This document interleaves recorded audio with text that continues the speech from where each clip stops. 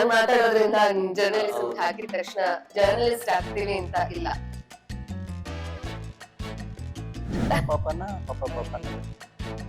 Actually ಅಮ್ಮ ಪಾಪ, ಅಮ್ಮ ಬಡ ಮಾತಾಡ್ತಾರೆ, ಬಟ್ ಅಮ್ಮ ಪಾಪ, ಕೆಲವೊಂದ್ಸಲ ಅಪ್ಪನೂ ಪಾಪ. ಒಂದು ಹೀರೋಯಿಕ್ ಒಂದು ಏನು ಆಯ್ತು ಅಲ್ಲಿ, ಏನು ಅಂದ್ರೆ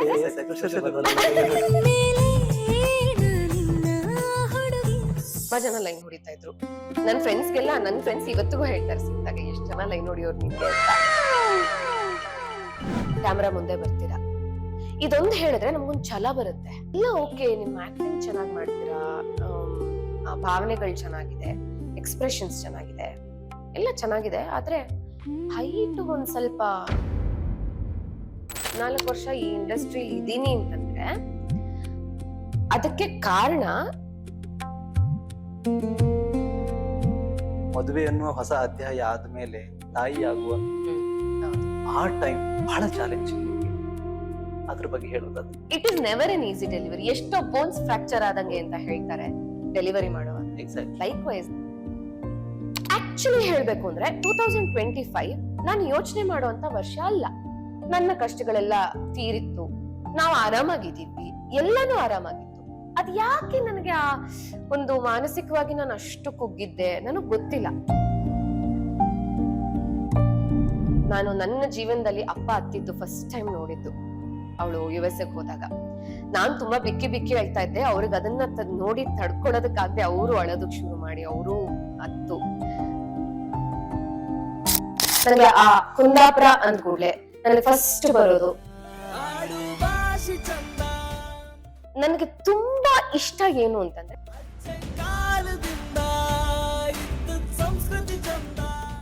ಅದು ಎಂತದೋ ಒಂದು ಸ್ಯಾಟಿಸ್ಫ್ಯಾಕ್ಷನ್. ನಂಗೆಲ್ಲ ನನ್ನ ಎಲ್ಲಾ ಚೈಲ್ಡ್ಹುಡ್ ಮೆಮೊರಿ ಕಣ್ಮುಂದೆ ಬಂದು ಹೋಯ್ತು.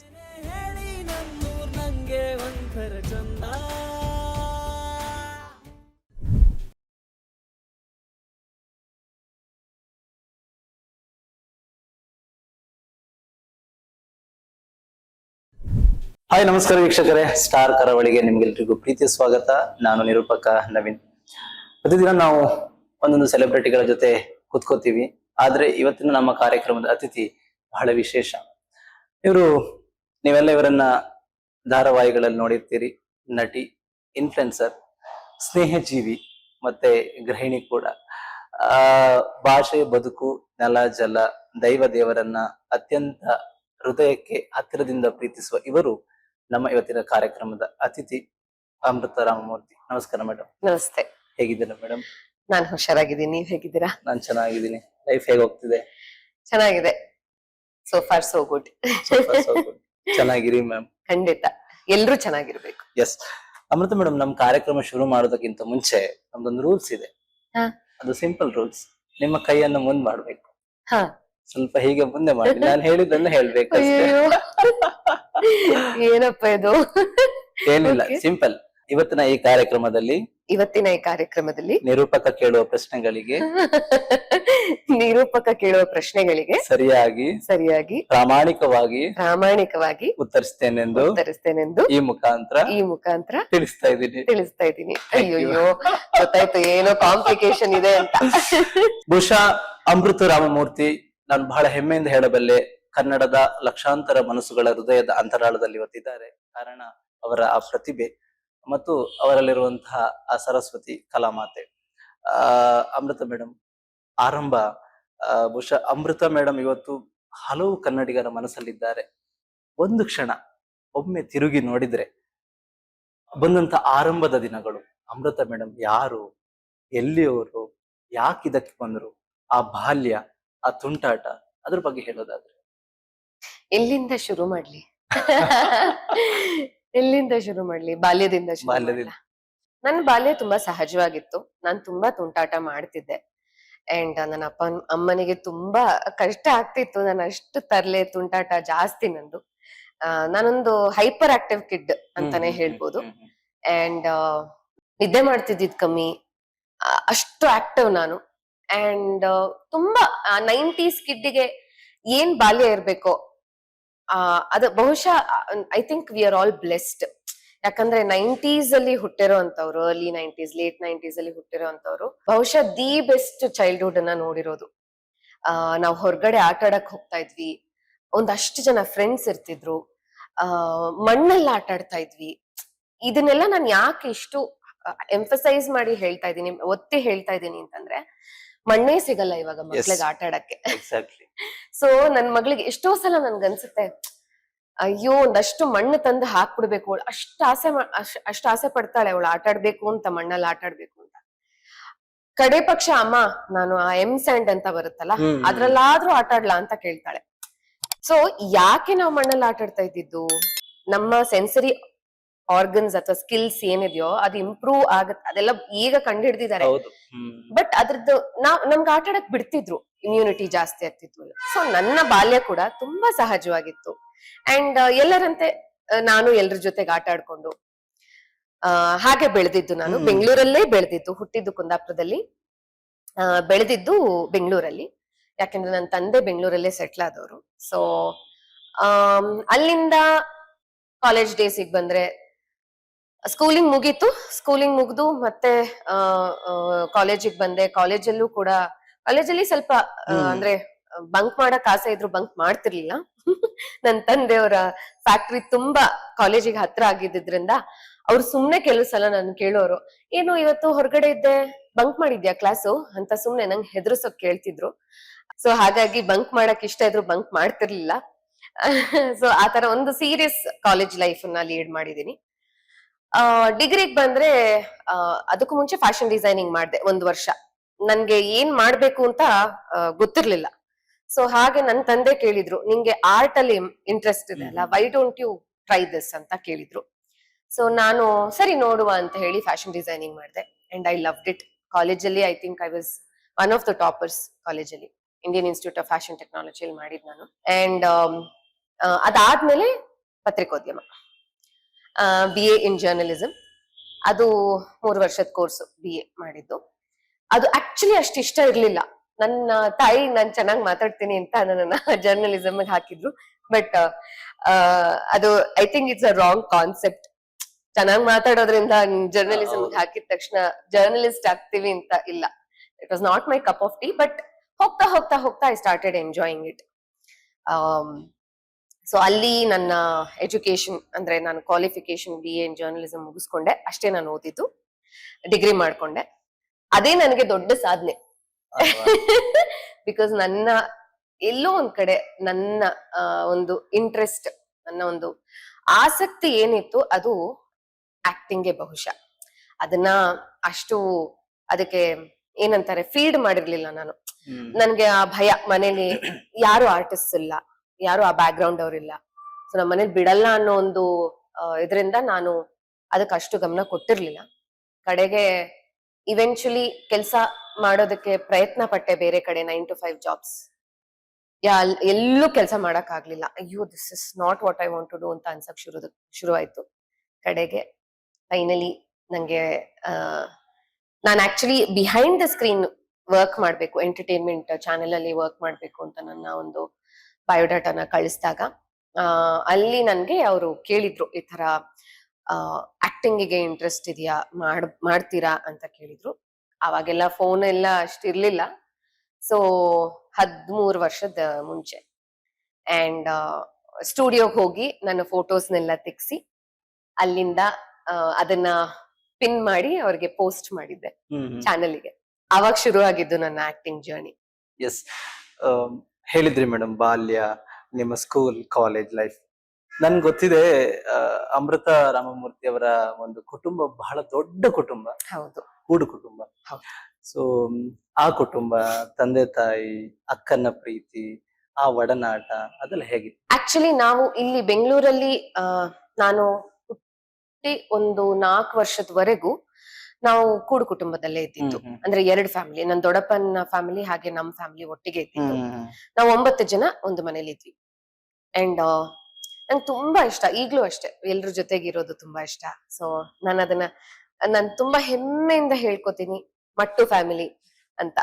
ನಾವು ಹಾಗೆ ಫೇಮಸ್. ಆಕ್ಚುಲಿ ನಾವು ಯಾರಾದ್ರೂ ಒಬ್ರು ಫಂಕ್ಷನ್ ಕರೆದ್ರೆ ಹೆಚ್ಚು ಕಮ್ಮಿ ಒಂದು ಮಿನಿಮಮ್ 80 ಜನ ಸೇರ್ತೀವಿ. ನಾವೇ 80 ಜನ ಸೇರ್ತೀವಿ. ನಾವೊಂದ್ 120 ಜನ ಇದೀವಿ, ನಾವೇ ಒಂದು 80 ಜನ ಸೇರ್ತೀವಿ.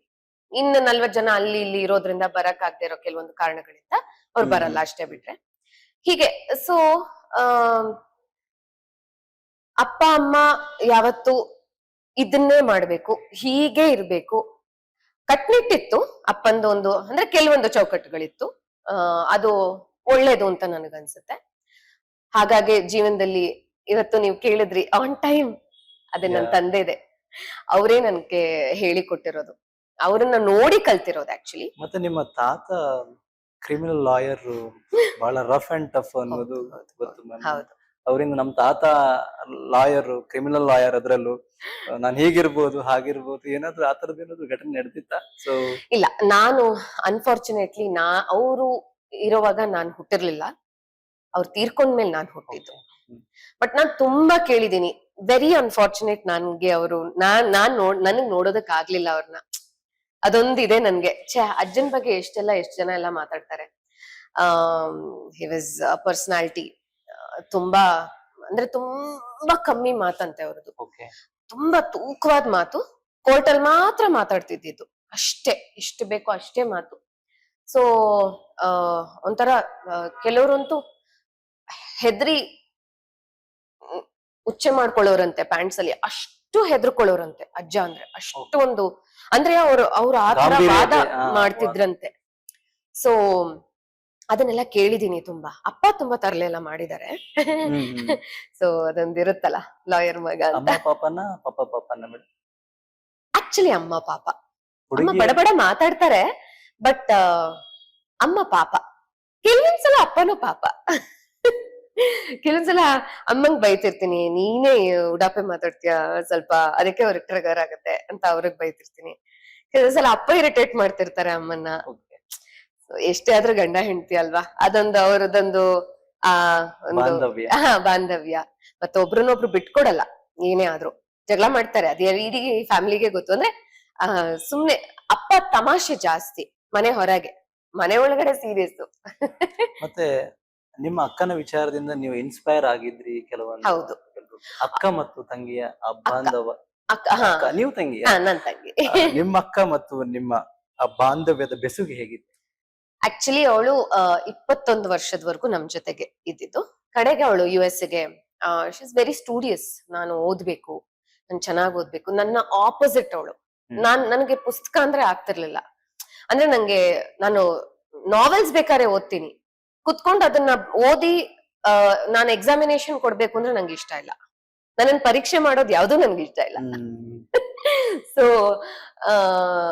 ಅವಳು 21 ವರ್ಷಕ್ಕೆ ಅವಳೇ, ನನ್ ತಂದೆಗೆ ಆಕ್ಚುಲಿ ಅಷ್ಟು ಇಷ್ಟ ಇರ್ಲಿಲ್ಲ ಅವಳನ್ನ US ಕಳ್ಸೋದು. ಒಂದು ಭಯ, ಒಂದು ಒಬ್ಳೆ ಹುಡುಗಿ ಹೋಗೋದು, ಅಲ್ಲಿ ಹೇಗಿರ್ತಾಳೋ ಏನು ಅಂತ. ಬಟ್ ಅಪ್ಪ ಹೇಳಿದ್ರು, ಅಪ್ಪ ಇಬ್ರಿಗೂ ಹೇಳಿದ್ರು, ನಾನು ಡಿಗ್ರಿ ವರ್ಗೂ ಓದಿಸ್ತೇನೆ, ಅದ್ರ ಮೇಲೆ ಏನೇ ಹೈಯರ್ ಎಜುಕೇಶನ್ ಮಾಡೋದಿದ್ರು ನಿಮ್ಮ ಸ್ವಂತ ದುಡ್ಡಿಂದ ಅಥವಾ ನೀವೇ ಸ್ವಂತವಾಗಿ ಓದ್ಕೋಬೇಕು ಅಂತ ಹೇಳಿದ್ರು. ಸೊ ಅವಳು ಇಲ್ಲ, ನಾನು ಮಾಸ್ಟರ್ಸ್ ಮಾಡ್ಲೇಬೇಕು, MS ಮಾಡ್ಬೇಕು ಅಂತ ಹೇಳಿ US ಹೋಗಿ ಇಲಿನಾಯ್ ಯೂನಿವರ್ಸಿಟಿಯಲ್ಲಿ ಅವಳು MS ಮಾಡಿದ್ಲು. ನಾನು ಬಹುಶಃ ನನ್ನ ಅದು ಆ ದಿನಾನ ಇವತ್ತು ನೆನ್ಸ್ಕೊಂಡ್ರೆ ನಂಗೆ ತುಂಬಾ ಬೇಜಾರಾಗತ್ತೆ. ಬಿಕಾಸ್ ನಾನು ಅವಳು ಸುಮಾರು ದೊಡ್ಡದಾಗೋವರ್ಗುನು ಅಷ್ಟು ಕ್ಲೋಸ್ ಇರ್ಲಿಲ್ಲ. ಬಿಕಾಸ್ ಅವಳು ತುಂಬಾ ಓದ್ತಿದ್ಲು, ನಾನು ಓದ್ತಾನೆ ಇರ್ಲಿಲ್ಲ, ನಾನು ಯಾವಾಗ್ಲೂ ಆಟ ಆಡ್ತಿದ್ದೆ. ಅಂಡ್ ಅವಳಿಗೆ ಓದೋದೊಂದೇ ಕೆಲ್ಸ.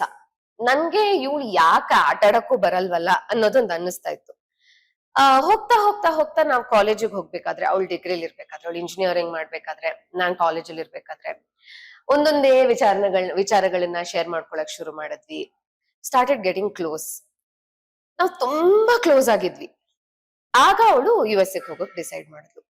ಬಟ್ ನನ್ಗೆ ಅದು ತುಂಬಾ ಆಘಾತ ಆಯ್ತು. ಆಕ್ಚುಲಿ ಅವಳು ಹೋಗಿದ್ದು ನಾನು ಬಹುಶಃ ಎಲ್ಲೂ ಹೇಳ್ಕೊಂಡಿಲ್ಲ, ಬಟ್ ಆ ಏಜ್ ಅಲ್ಲಿ ನನ್ಗೆ ಅವಳು ಹೋಗಿದ್ದು ಜೀರ್ಣಿಸ್ಕೊಳಕ್ಕೆ ಆಗ್ಲಿಲ್ಲ. ಒಂಟಿತನ ಕಾಡೋದಕ್ ತುಂಬಾ ಶುರುವಾಯ್ತು. ಅಯ್ಯೋ ಅಕ್ಕ ಇಲ್ಲ, ಅಲ್ಲಿ ಹೋದ್ಲು, ಹೆಂಗಪ್ಪ, ಹೆಂಗೆ ಅವಳು ಇದ್ದಿದ್ರೆ ನಂಗೆ ಏನ್ ಅನ್ಸುತ್ತೋ ಅದನ್ನ ಹೇಳ್ಕೊಬೋದಿತ್ತು. ಅವಳು ನನ್ನ ಕರೆಕ್ಟ್ ಮಾಡ್ತಿದ್ಲೋ ಏನೋ, ನಾನು ಸರಿಯಾದ ದಾರಿಲಿ ಹೋಗ್ತಿದ್ದೀನೋ ಇಲ್ವೋ ಅಂತ ಅವಳಿಗೆ ಗೊತ್ತಾಗ್ತಿತ್ತು. ಅದೊಂದು ನಂಬಿಕೆ ಅಕ್ಕಂದ್ರ ಮೇಲೆ, ಅಣ್ಣಂದ್ರ ಮೇಲೆ. ಅವ್ರ ದಾರಿಲೇ ಹೆಚ್ಚಾಗಿ ನಾವು ಅವ್ರನ್ನೇ ಪಾಲಿಸ್ತಿರ್ತೀವಿ, ಅವ್ರನ್ನೇ ನೋಡ್ತಿರ್ತೀವಿ. ಸೊ ಅವ್ರನ್ನೇ ಅವ್ರು ಏನೇನ್ ಮಾಡ್ತಿರ್ತಾರೋ ಅದನ್ನೇ ಅಳವಡಿಸ್ಕೊಳ್ಳೋದಕ್ ಟ್ರೈ ಮಾಡ್ತಿರ್ತೀವಿ. ಸೊ ಹೀಗೆ ಅವಳು US ಗೆ ಹೋದಾಗ ತುಂಬಾ ಬೇಜಾರಾಗಿತ್ತು. ನಾನು ನನ್ನ ಜೀವನದಲ್ಲಿ ಅಪ್ಪ ಅತ್ತಿದ್ದು ಫಸ್ಟ್ ಟೈಮ್ ನೋಡಿದ್ದು ಅವಳು US ಗೆ ಹೋದಾಗ. ನಾನ್ ತುಂಬಾ ಬಿಕ್ಕಿ ಬಿಕ್ಕಿ ಅಳ್ತಾ ಇದ್ದೆ. ಅವ್ರಿಗೆ ಅದನ್ನ ನೋಡಿ ತಡ್ಕೊಳ್ಳೋದಕ್ಕಾಗ್ದೆ ಅವರು ಅಳೋದಕ್ ಶುರು ಮಾಡಿ ಅವರು ಅತ್ತು. ಅವಳು ಗೊತ್ತಿಲ್ಲ ನಾವ್ ಎಷ್ಟು ಹತ್ತಿದೀವಿ ಅಂತ. ಶಿ ಇಸ್ ವೆರಿ ಪ್ರಾಕ್ಟಿಕಲ್, ತುಂಬಾ ಪ್ರಾಕ್ಟಿಕಲ್ ಅವಳು. ನಾನ್ ಎಷ್ಟು ಇಮೋಷನಲ್ ಅವಳು ಅಷ್ಟು ಪ್ರಾಕ್ಟಿಕಲ್. ಎಸ್. ಸೊ ನನ್ ಇವತ್ತಿಗೂ ಏನೇ ಇದ್ರು ನನ್ಗೆ ಏನೋ ಕಷ್ಟ ಅನ್ಸ್ತಾ ಇದೆ ಮನ್ಸಿಗೆ, ತುಂಬಾ ಯಾವ್ದೋ ಒಂದು ವಿಷಯ ತುಂಬಾ ನನ್ ಮನ್ಸನ್ನ ಕೊರಿತಾ ಇದೆ, ಅಥವಾ ನಂಗೆ ತುಂಬಾ ಮನ್ಸಿಗೆ ಏನೋ ವಿಚಾರ ತುಂಬಾ ಭಾರ ಅನ್ನಿಸ್ತಿದೆ ಅಂತ ಅನ್ಸಿದ್ರೆ the first person I call is my ಅಕ್ಕ. ನಿಮ್ಮ ಸ್ಟ್ರಾಂಗ್ ಬಾಂಡಿಂಗ್ ಹಾಗೆ ಇರ್ಲಿ, ಅಂಡ್ ನಮ್ಮ ದೈವ ದೇವರು ಅದನ್ನು ಸದಾ ಕಾಪಾಡ್ಲಿ. ಅಂಡ್ ಮೇಡಮ್, ನಾನು ತುಂಬಾ ಕೇಳ್ಪಟ್ಟಿದ್ದೆ, ಅಮೃತ ಮೇಡಮ್ ಕಾಲೇಜ್ ಎಲ್ಲ ತುಂಬಾ ಪ್ರೊಆಕ್ಟಿವ್ ಅಂಡ್ ನೋಡ್ಲಿಕ್ಕೂ ಕೂಡ ಅವರ ಕಣ್ಣುಗಳೇ ಎಲ್ಲವನ್ನ ಹೇಳುತ್ತೆ. ಹೌದು. ಆ ಟೈಮಲ್ಲಿ ತುಂಬಾ ಲೆಟರ್ ಗಿಟರ್ ಎಲ್ಲ ಬಂದಿಲ್ಲ ಮೇಡಮ್? ಅಯ್ಯೋ, ತುಂಬಾ ಬರ್ತಿತ್ತು, ಆದ್ರೆ ತುಂಬಾ ಭಯ ಇತ್ತು ನನ್ಗೆ. ಫಸ್ಟ್ ಆಫ್ ಆಲ್ ತುಂಬಾ ದೂರ ಕಾಲೇಜ್ ಎಲ್ಲ, ಬಸ್ ಅಲ್ಲಿ ಹೋಗ್ಬೇಕು, 3 ಬಸ್ ಚೇಂಜ್ ಮಾಡ್ಕೊಂಡು ಹೋಗ್ತಾ ಇದ್ದೆ. 3 ತಪ್ಪಿದ್ರೆ 4, ಅದಕ್ಕಿಂತ ಕಮ್ಮಿ ಆಗದೇ ಇಲ್ಲ. ಸೊ ತುಂಬಾ ದೂರ ಇದ್ದಿದ್ರಿಂದ ಕಾಲೇಜಿಗೆ ಹೋಗೋ ದಾರಿಲಿ ತುಂಬಾ ಜನ ಅಂದ್ರೆ ಹಿಂದೆ ಬರ್ತಿದ್ರು. ಅದ್ನ ತುಂಬಾ ಥ್ರೆಟನ್ ಮಾಡಿದ್ದಾರೆ. ಲವ್ ಮಾಡಿಲ್ಲ ಅಂದ್ರೆ ಆಸಿಡ್ ಹಾಕ್ಬಿಡ್ತೀನಿ, ಲವ್ ಮಾಡಿಲ್ಲ ಅಂತಂದ್ರೆ ಏನೇನೋ ಇನ್ನು ಏನೇನೋ ಹೆದರ್ಸೋರು. ಮಾಡ್ಲೇಬೇಕು, ನನ್ ಫ್ರೆಂಡ್ ಅವನು ಲವ್ ಮಾಡ್ಬೇಕು, ಆತರ ಈ ತರ ಎಲ್ಲ ಥ್ರೆಟನ್ ಮಾಡಿರೋರೆಲ್ಲ ಇದಾರೆ. ಏನೋ ದೇವ್ರೇ ಕಾಪಾಡಿರೋದು ಅನ್ಸುತ್ತೆ, ಗೊತ್ತಿಲ್ಲ ನನ್ಗೆ. ನಾವ್ ಮಾತಾಡ್ತಾನೆ ಇರ್ಲಿಲ್ಲ. ಅವ್ರು ಏನೇ ಹೇಳಿದ್ರು ಅಷ್ಟು ಭಯ. ಅಂದ್ರೆ ಮನೇಲಿ ಹೇಗೆ ಅಂದ್ರೆ, ಇವಾಗಾದ್ರೆ ಮಕ್ಳಿಗೆ ಯಾರಾದ್ರೂ ಏನಾದ್ರು ಅಂದ್ರೆ ರಿಯಾಕ್ಟ್ ಮಾಡಿ ಅಂತ ಹೇಳ್ಕೊಡ್ತೀವಿ. ಬಟ್ ನಮ್ಗೆಲ್ಲ ಮಾಡ್ಬೇಡಿ ಅಂತ ಹೇಳ್ಕೊಟ್ಟಿದ್ದಾರೆ. ಮಾಡ್ಬಾರ್ದು, ರಿಯಾಕ್ಟ್ ಮಾಡ್ಬಾರ್ದು. ನನ್ನ ಅಮ್ಮಂಗ್ ಹೆದರಿಕೆ, ನನ್ನನ್ ಬಸ್ಸಲ್ಲಿ ಕಳ್ಸಕ್ಕೆ ಹೆದರಿಕೆ. ಎಲ್ಲಿ ನಾನ್ ಜಗಳ ಮಾಡ್ಕೊಂಡ್ ಬಂದ್ಬಿಡ್ತೀನೋ ಅಂದ್ರೆ ಅಷ್ಟು ಸೇಫ್ ಇರ್ಲಿಲ್ಲ. ತುಂಬಾ ಹಿಂಸೆ ಆಗೋದು ಬಸ್ಸಲ್ಲೆಲ್ಲ ಹೋಗಿ ಬರೋದಕ್ಕೆ. ಎಲ್ಲ ಒಂದೇ ತರ ಮನಸ್ಥಿತಿಯವ್ರು ಇರ್ತಾರೆ ಅಂತ ಹೇಳಕ್ ಬರಲ್ಲ ಅಲ್ವಾ. ಸೊ ಹಾಗಿದ್ದಾಗ ಕಷ್ಟ ಆಗ್ತಾ ಇತ್ತು. ಬಟ್ ತುಂಬಾ ಜನ ಲೈನ್ ಹೊಡಿತಾ ಇದ್ರು. ನನ್ ಫ್ರೆಂಡ್ಸ್ ಇವತ್ತಿಗೂ ಹೇಳ್ತಾರೆ ಸಿಕ್ತಾಗ, ಎಷ್ಟ್ ಜನ ಲೈನ್ ಹೊಡಿಯೋರು ನಿನ್ಗೆ ಅಂತ. ಸೊ ಅದನ್ನೆಲ್ಲ ಎಂಜಾಯ್ ಮಾಡಿದೀನಿ ಸೀಕ್ರೆಟ್ ಆಗಿ. ಕಣ್ಣಿಗೆ ಬೀಳ್ತಾ ಇದ್ದಿದ್ದು. ಹಾಡೆಲ್ಲ ಹಾಡ್ತಾ ಇದ್ರು, ಕಣ್ಣ ಸಲಿಗೆ ಅಂತೆಲ್ಲ. ನಾನ್ ನಡ್ಕೊಂಡ್ ಹೋಗ್ಬೇಕಾದ್ರೆ ಹಾಡೋದು ಎಲ್ಲ ಮಾಡ್ತಿದ್ರು. ಅದನ್ನೆಲ್ಲ ಒಂದು ಒಳಗಡೆ ಒಂದ್ ಎಂಜಾಯ್ ಮಾಡಿದ್ದಿದೆ. ಓಕೆ, ನನ್ ಕಣ್ ಚೆನ್ನಾಗಿದೆ ಹಾಗಾದ್ರೆ ಅಂತೆಲ್ಲ ಎಂಜಾಯ್ ಮಾಡಿದ್ದಿದೆ. ಬಟ್ ಅದಕ್ಕೆ ಯಾವತ್ತೂ ರಿಯಾಕ್ಟ್ ಅಥವಾ ರೆಸ್ಪಾಂಡ್ ಮಾಡಿಲ್ಲ. ಸೊ ಸ್ಟಾರ್ ಕರಾವಳಿಗೆ ಥ್ಯಾಂಕ್ ಯು. 1.5 ಲಕ್ಷ ಜನ ಇದ್ದೀರಾ ನೀವು. ನೀವು ಮೇ ಬಿ ವಿಡಿಯೋ ನೋಡ್ತಾ ಅಮೃತ ಮೇಡಮ್ ನೆನ್ಪು ಮಾಡ್ಕೊಳ್ಳಿ ಆ ದಿನಗಳನ್ನ. ಸೊ ಮೇಡಮ್, ಈ ನಿಮ್ಮ ತಾಯಿಗೆ ಜರ್ನಲಿಸಂ ಬಗ್ಗೆ ಬಹಳ ಇಂಟ್ರೆಸ್ಟ್, ಯಾಕಂದ್ರೆ ನೀವು ತುಂಬಾ ಚೆನ್ನಾಗಿ ಮಾತಾಡ್ತೀರಿ ಅಂತ ಅದನ್ನೇ ಓದಿಸಿದ್ರು. ಬಟ್ ಯಾವ್ದೋ ಓದಿದ್ದು ಬಂದಿರೋದು ಯಾವ್ದೋ ಫೀಲ್ಡ್, ಯಾವ ಮೂಮೆಂಟ್ ಇಲ್ಲ ನಾನು ಇದಕ್ಕೆ ಪ್ರೋಗ್ರಾಮಿಂಗ್ ಆಗಿದ್ದೀನಿ, ನಾನು ಇದನ್ನೇ ಮಾಡ್ಬೇಕು, ಮಾಡಿಯೇ ತೀರ್ತೀನಿ ಅಂತ ಈ ಟೆಲಿವಿಷನ್ ಇಂಡಸ್ಟ್ರಿ ಬಂದ್ರಿ? ಯಾವ ಪಾಯಿಂಟ್ ಅಲ್ಲಿ ಅದು ಟರ್ನಿಂಗ್ ಪಾಯಿಂಟ್? ನಾನು ಚಿಕ್ಕವಳಿರ್ಬೇಕಾದ್ರೆ ಕನ್ನಡಿ ಮುಂದೆ ನಿಂತು ಯಾವ್ದಾದ್ರು ಸಿನಿಮಾ ಇಷ್ಟ ಆದ್ರೆ ಅದ್ರಲ್ಲಿ ಹೀರೋಯಿನ್ ಆಕ್ಟಿಂಗ್ ಅನ್ನ ನಾನು ರೂಮಿಗೆ ಬಂದು ಯಾರು ಇಲ್ದೆ ಇದ್ದಾಗ ನಾನೊಬ್ಳೆ ಕನ್ನಡಿ ಮುಂದೆ ನಿಂತು ಆ ತರ ಡ್ರೆಸ್ ಮಾಡ್ಕೊಳಕ್ ಟ್ರೈ ಮಾಡೋದು, ಅಥವಾ ಕೆಲವೊಂದು ಡೈಲಾಗ್ಸ್ ನ ಹೇಳಕ್ ಟ್ರೈ ಮಾಡೋದು ಎಲ್ಲ ಮಾಡ್ತಿದ್ದೆ. ಆದ್ರೆ ನನ್ಗೆ ನಿಜವಾಗ್ಲೂ ಗೊತ್ತಿರ್ಲಿಲ್ಲ ಲೈಕ್ ನನ್ಗೆ ಅದು ನನ್ನ ಇಂಟ್ರೆಸ್ಟ್ ಅದು ಅಂತ ನನಗ್ ಗೊತ್ತಿರ್ಲಿಲ್ಲ. ಇನ್ನು ಚಿಕ್ಕವಳು ಆಗ. ಸೊ ಹಾಗಾಗಿ ಅಷ್ಟು ಗೊತ್ತಿರ್ಲಿಲ್ಲ ನನ್ನ ಇಂಟ್ರೆಸ್ಟ್ ಅದು. ನಾನು ಇದನ್ನೇ ಮಾಡ್ತೀನಿ ಅಂತ ಹೋದವಳಲ್ಲ ಆಕ್ಚುಲಿ. ಬಹುಶಃ ದೇವ್ರ ತೋರ್ಸಿದಂತ ದಾರಿ ಅದು. ನೀನ್ ಇಷ್ಟೆಲ್ಲ ಟ್ರೈ ಮಾಡಿದ್ಯಾ, ನಿನ್ಗೆ ಯಾವ್ದು ಇಷ್ಟ ಆಗಿಲ್ಲ, ಇದೊಂದು ಟ್ರೈ ಮಾಡು ಅಂತ ನನ್ನನ್ನ ಬಹುಶಃ ಆ ದಾರಿಲಿ ತಳ್ಳಿದ್ರು ದೇವ್ರು. ಸೊ ಹಾಗೆ ನಾನು ಎಂಟರ್ ಆಗಿ ನನ್ಗೆ ಆಕ್ಚುಲಿ ಕಷ್ಟ ಇತ್ತು, ಸುಲಭ ಇರ್ಲಿಲ್ಲ. ಸಾಕಷ್ಟು ಮಾತುಗಳನ್ನ ಕೇಳ್ಬೇಕಾಯ್ತು. ಬಿಕಾಸ್ ನನ್ಗೆ ಯಾವ ಟ್ರೈನಿಂಗ್ ಇಲ್ಲ ಆಕ್ಟಿಂಗ್ ಅಲ್ಲಿ. ನಾನು ಒಂದು 8 ತಿಂಗಳು ರಾಜಮಾರ್ಗ ಅಂತ ಒಂದು ಯೋಗೇಶ್ ಮಾಸ್ಟರ್ ಅಂತ ಒಬ್ರಿದ್ದಾರೆ, ಅವರ ಕೆಳಗೆ ಒಂದು 8 ತಿಂಗಳು ಒಂದು ಎಲ್ಲಾ ನಾಟಕಗಳನ್ನ ನೋಡ್ತಿದ್ದೆ. ನಮ್ಗೆ ಸ್ಟೇಜ್ ಅಂದ್ರೆ 1-2 ವರ್ಷ ಆಗ್ಬೇಕು ಸ್ಟೇಜ್ ಹತ್ತೋಕೆ ಒಂದು ಆಪರ್ಚುನಿಟಿ ಸಿಗ್ಬೇಕು ಅಂತಂದ್ರೆ. ಆಗೆಲ್ಲ ನಾವಿದ್ದಿದ್ದ ಏರಿಯಾ ತುಂಬಾ ಸೆಕ್ಲೂಡೆಡ್, ತುಂಬಾ ಜನ ಸಂಚಾರನೇ ಇಲ್ದೇ ಇರುವಂತ ಏರಿಯಾ ಅವಾಗ. ಈಗ ಇಷ್ಟು ಜನ ನೋಡ್ತೀರಾ ನೀವು, ಬಟ್ ಆಗೆಲ್ಲ ಅಂತೂ 7 ಗಂಟೆ ಲಾಸ್ಟ್ ಮನೇಲಿ ಇರ್ಬೇಕು. ಸೊ ಹಾಗಿದ್ದಾಗ ನನ್ಗೆ ಥಿಯೇಟರ್ ಕಂಟಿನ್ಯೂ ಮಾಡಕ್ ಆಗ್ಲಿಲ್ಲ. ಅದು ಕಾಲೇಜ್ ಡೇಸ್ ಅಲ್ಲಿ ಇತ್ತು. ನಾನು I was an art person from before, because ನಾನು ಡಾನ್ಸ್ ಮಾಡ್ತಿದ್ದೆ.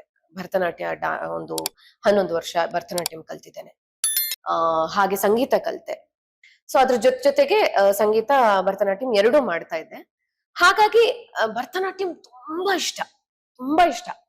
ಅದು ಟ್ರಾನ್ಸ್ಪೋರ್ಟೇಶನ್ ಕಷ್ಟ ಆಗ್ತಿದ್ರಿಂದಾನೇ ಅದು ಡಿಸ್ಕಂಟಿನ್ಯೂ ಮಾಡ್ಬೇಕಾಯ್ತು. ತುಂಬಾ ದೂರ, ನನ್ನ ಗುರುಗಳದು ಸ್ಟುಡಿಯೋ ಬಂದು ತುಂಬಾ ದೂರ ಇತ್ತು, ಕ್ಲಾಸಸ್ ಬಂದು ತುಂಬಾ ದೂರ ಇತ್ತು. ಹಾಗಾಗಿ ಕಂಟಿನ್ಯೂ ಮಾಡಕ್ ಆಗ್ಲಿಲ್ಲ.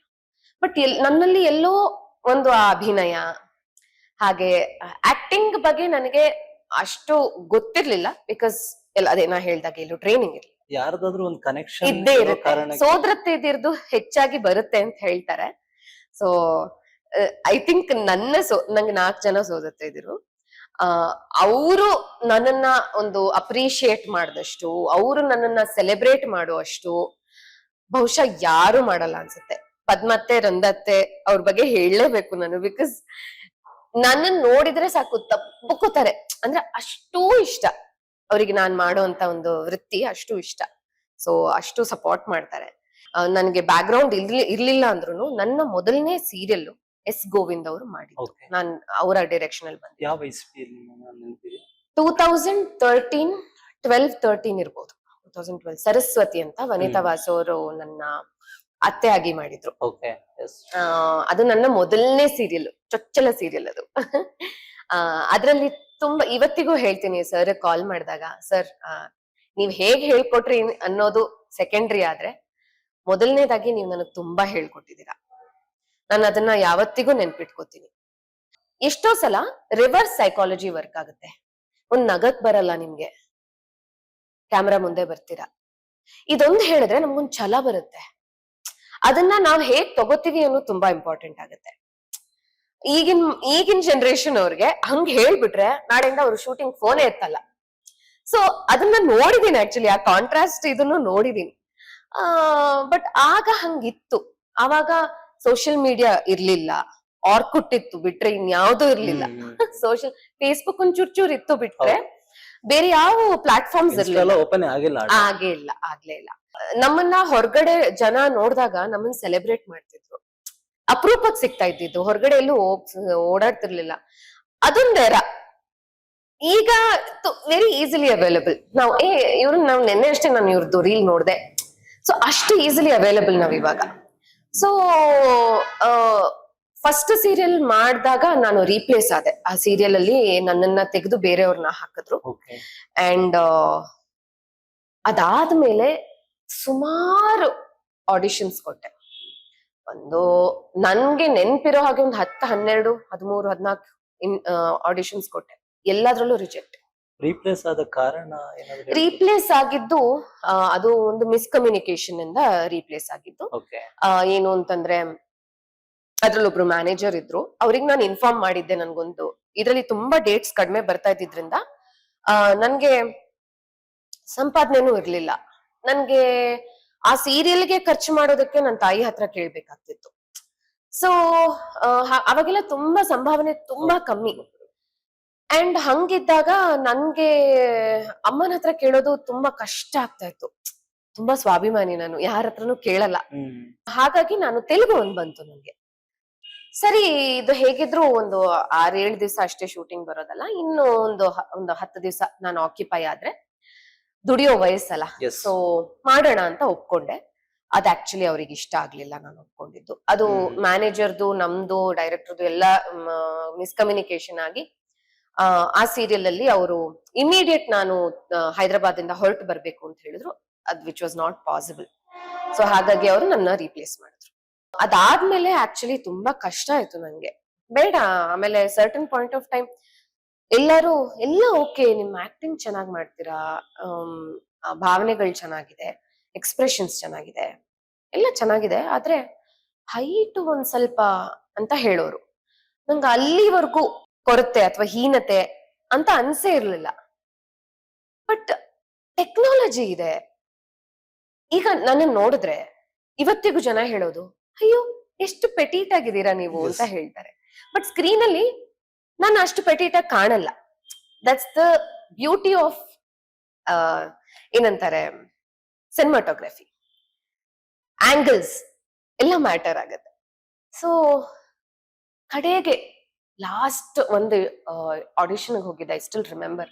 ಎಷ್ಟು ಫ್ರಸ್ಟ್ರೇಟ್ ಆಗಿದ್ದೆ ನಾನು ಅಂದ್ರೆ, ಅವರು ಎಲ್ಲ ಓಕೆ, ನಿಮ್ದು ಹೈಟ್ ಒಂದು ಅಂದ್ರು. ಸರ್ ದಪ್ಪ ಆಗು ಅನ್ನಿ, ದಪ್ಪ ಆಗ್ತೀನಿ.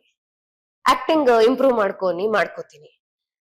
ಮತ್ತೊಂದೇನೋ ಚೇಂಜ್ ಮಾಡ್ಕೋಬೇಕು, ಅಥವಾ ನನ್ನ ಕೂದ್ಲೇನೋ ಚೇಂಜ್ ಮಾಡ್ಕೋಬೇಕು, ನನ್ನ ಮೇಕಪ್ ಅಲ್ಲಿ ಏನೋ ಚೇಂಜ್ ಆಗ್ಬೇಕು ಅಂದ್ರೆ ನಾನು ಮಾಡ್ಕೋಬೇಕು.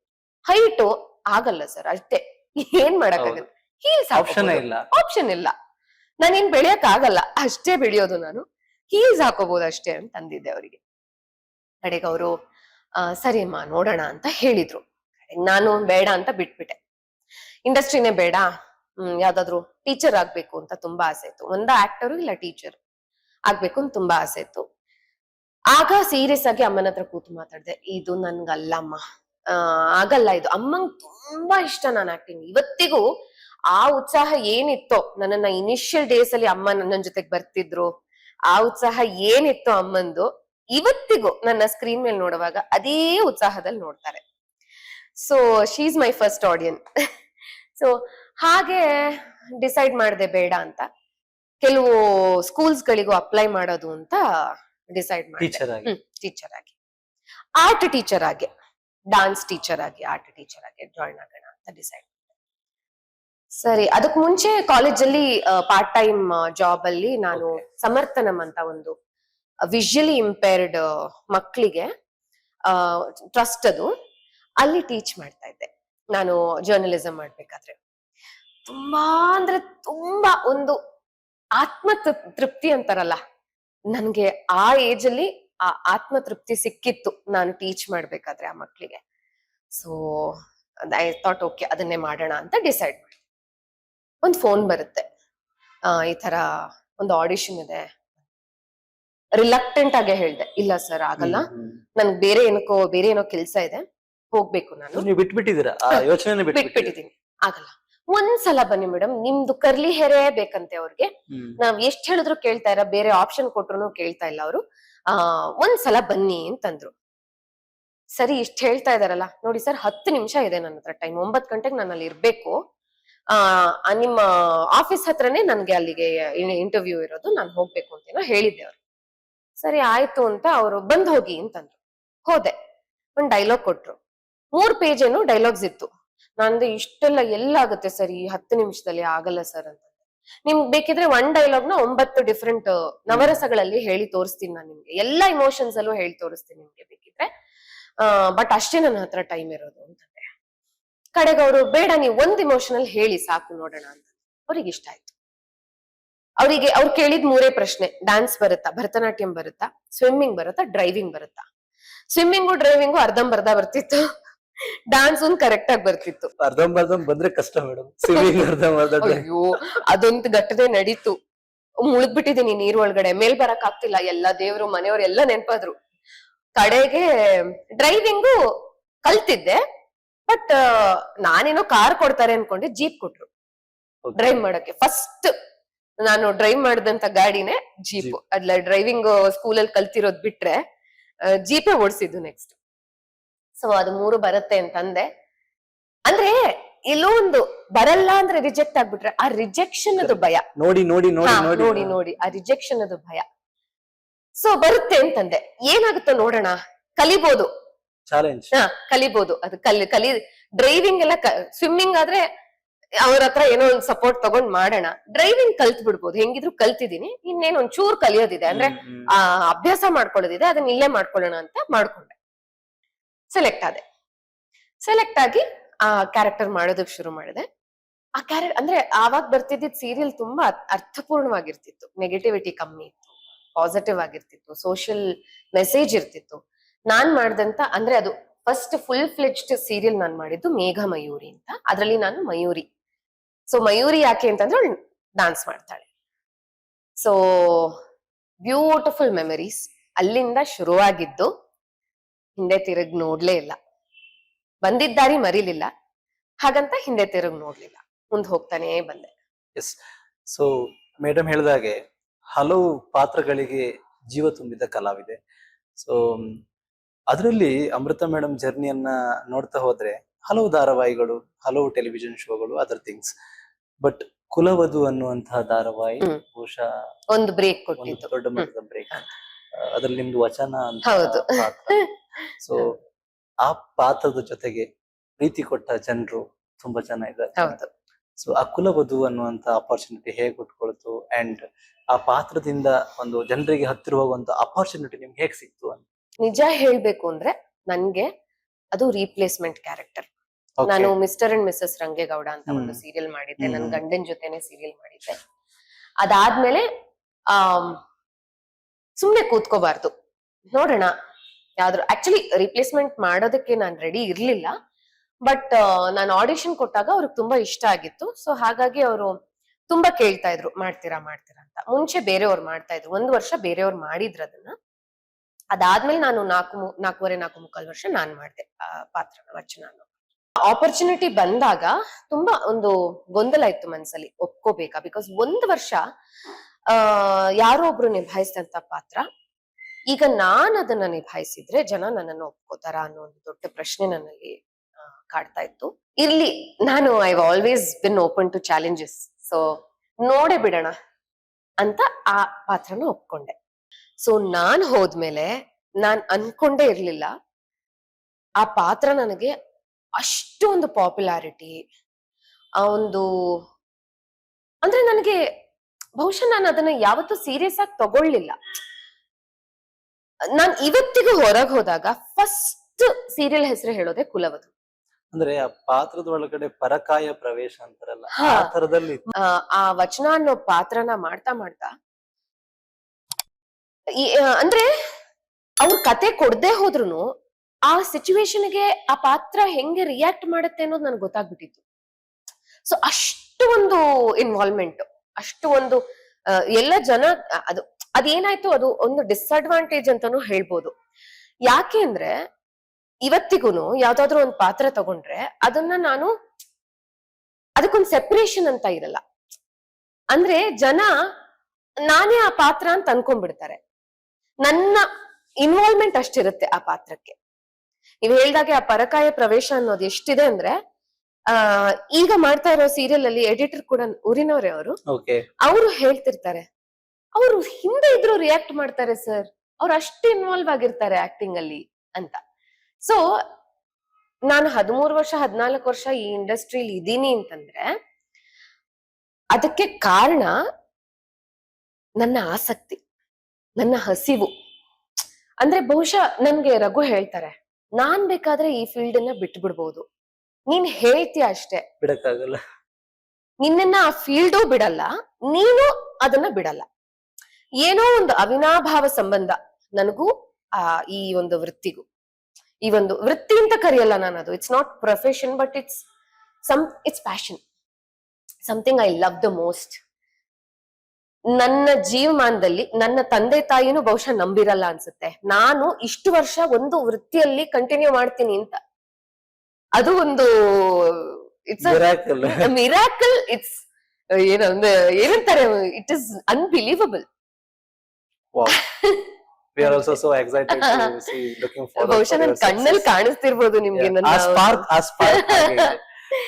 ಅಮೃತ ಮೇಡಮ್, ನಾರ್ಮಲಿ ಇದು ಒಂದು ಸೀರಿಯಲ್ ಯುಗ. ಸೋಷಿಯಲ್ ಮೀಡಿಯಾ, ಯೂಟ್ಯೂಬ್, ಇನ್ಸ್ಟಾಗ್ರಾಮ್ ಅಲ್ಲಿ ತುಂಬಾ ಹೆಣ್ಮಕ್ಳು ನಾನು ಸೀರಿಯಲ್ ಹೋಗ್ಬೇಕು, ನಾನು ಸಿನಿಮಾ ಹೋಗ್ಬೇಕು ಅನ್ನುವಂತ ಆಸಕ್ತಿ ಜಾಸ್ತಿ. ಬಿಕಾಸ್ ಈಗ ಒಂದು ಟೆಲಿವಿಷನ್ ಇಂಡಸ್ಟ್ರಿ ಹಾಗೆ ವರ್ಕ್ ಆಗ್ತಿದೆ, ಮಾರ್ಕೆಟ್ ಕೂಡ ಹಾಗೆ ರನ್ ಆಗ್ತಿದೆ. ನನ್ಗೆ ನಿಮ್ಮ ಇಷ್ಟು ವರ್ಷದ ಅನುಭವದ ಜೊತೆ ಮೇ ಬಿ ಅವರಿಗೂ ಒಂದಿಷ್ಟು ಅವರ ಗಮನಕ್ಕೂ ಇದು ಬರ್ಲಿ ಅನ್ನೋ ಉದ್ದೇಶ. ಈ ಕ್ಯಾಮರಾ ಮುಂದೆ ನೀವು ಯಾವಾಗ್ಲೂ ತುಂಬಾ ನಗ್ತಾ ಇರ್ತೀರಿ, ಆದ್ರೆ ಕ್ಯಾಮರಾದ ಹಿಂದೆ ಒಂದು ಕಣ್ಣೀರ ಕಥೆ ಇದ್ದೇ ಇರುತ್ತೆ. ಸೊ ಸೀರಿಯಲ್ ಶೂಟ್ ಅಲ್ಲೂ ಅಥವಾ ಈ ಒಂದು ಪ್ರೊಸೆಸ್ ಅಲ್ಲೂ ಅಥವಾ ಈ ಧಾರಾವಾಹಿಗಳಲ್ಲೆಲ್ಲ ಅಂತ ಒಂದು ಕಹಿ ಘಟನೆ ಯಾವ್ದಾದ್ರು ನಿಮ್ಮ ಲೈಫ್ ಅಲ್ಲಿ ನಡೀತಾ? ಅದನ್ನ ನಾನು ಕಹಿ ಅಂತ ಹೇಳಲ್ಲ. ಯಾಕೆ ಅಂತಂದ್ರೆ ನಮ್ಮ ಜೀವನದಲ್ಲಿ ನಾವ್ ಏನೇ ಅನುಭವಿಸಿದ್ರು ಅದು ಒಂದು ಎಕ್ಸ್ಪೀರಿಯನ್ಸ್, ಅನುಭವ. ನನಗನ್ಸೋದು ಆಕ್ಟಿಂಗ್ ವಿಚಾರಕ್ಕೆ ಬಂದ್ರೆ ಈಗಿನ ಹೆಣ್ಮಕ್ಳಿಗೆ ಅಥವಾ ಈಗಿನ ಜನರೇಷನ್ಗೆ, ಈಗಿನ ಹೆಣ್ಮಕ್ಳಿರ್ಬೋದು ಗಂಡ್ ಮಕ್ಳಿರ್ಬೋದು, it is not just about ನಾವು ತೆರೆ ಮುಂದೆ ಕಾಣಿಸ್ಕೋಬೇಕು ಅನ್ನೋದು ಮಾತ್ರ ಆಗಿರ್ಬಾರ್ದು. ಆ ತೆರೆ ಮುಂದೆ ಇರೋದಕ್ಕೆ ಯಾವ ತರ ಪರಿಶ್ರಮ ಪಡ್ಬೇಕು ಒಂದು.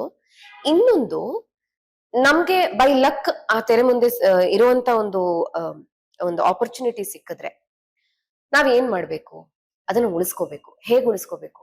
ಪ್ಯಾಷನ್ ಇರ್ಬೇಕು ಆಕ್ಟಿಂಗ್ ಅಲ್ಲಿ. ಸೊ ಎಷ್ಟೋ ಜನಕ್ಕೆ ಬರ್ಬೇಕು ಅನ್ನೋ ಒಂದು ಆಸೆ ಇರುತ್ತೆ, ಆದ್ರೆ ಅದನ್ನ ಕರೆಕ್ಟ್ ಆಗಿ ಮ್ಯಾನಿಫೆಸ್ಟ್ ಮಾಡ್ಕೊಂಡಿರಲ್ಲ ಅವರು.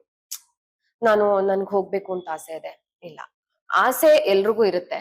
ಬಟ್ ನನಗನ್ಸೋದು, ನಾವು ಅದನ್ನ ಎಷ್ಟು ನಿಜವಾಗಿಯೂ ಸೈಲೆಂಟ್ ಆಗಿ ಮ್ಯಾನಿಫೆಸ್ಟ್ ಮಾಡ್ತೀವಲ್ಲ, ಅಷ್ಟು ಅದು ನಮ್ಗೆ ಒದಗಿ ಬರುತ್ತೆ ಅಂತ ನನಗನ್ಸುತ್ತೆ.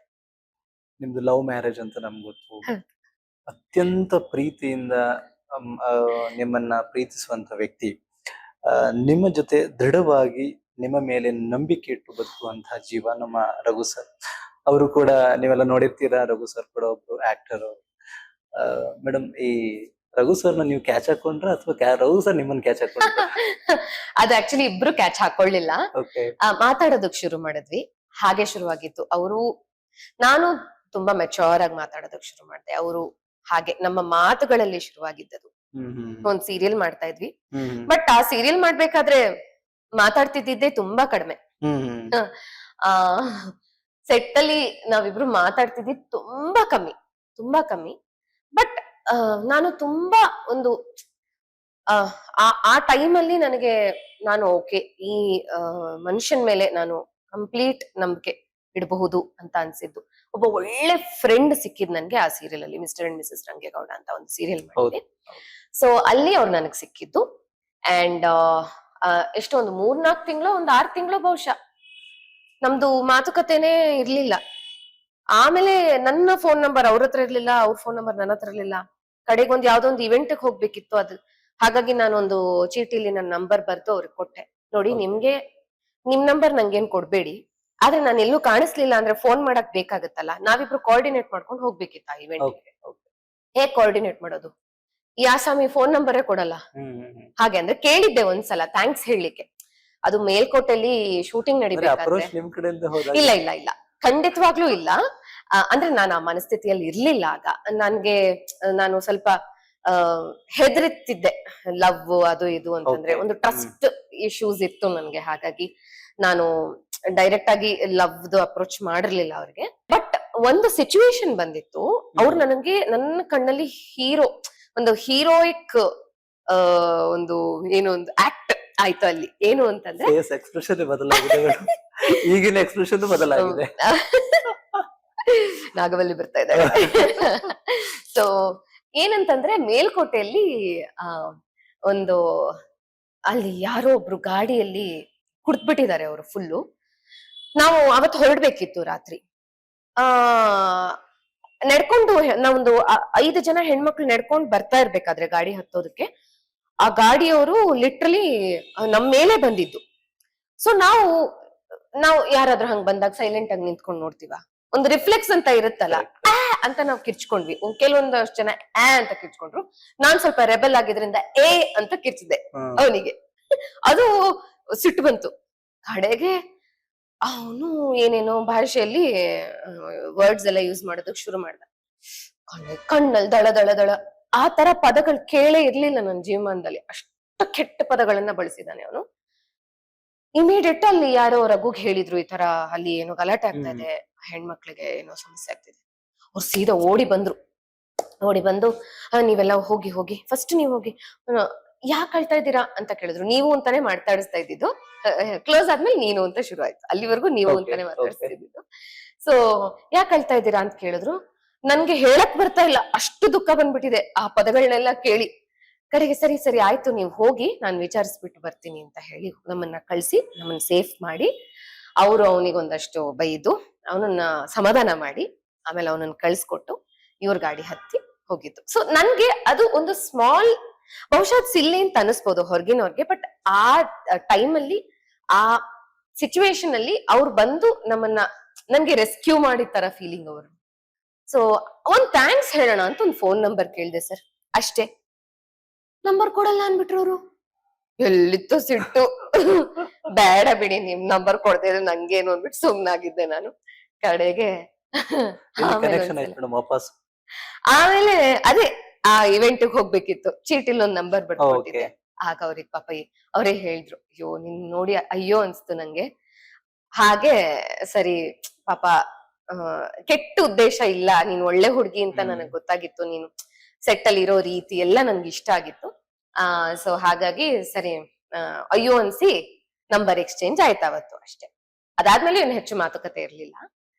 ಬಟ್ ಏನ್ ಗೊತ್ತಾ ಸರ್, ಈ ಇಂಡಸ್ಟ್ರಿಲಿ ಆ ಈಗಾದ್ರೂ ಒಂಚೂರು ಒಂದು ಸಣ್ಣ ಮಟ್ಟಕ್ಕೆ ಓಕೆ, ಬಟ್ ವ್ಯವಸ್ಥೆಗಳು ತುಂಬಾ ಕಮ್ಮಿ.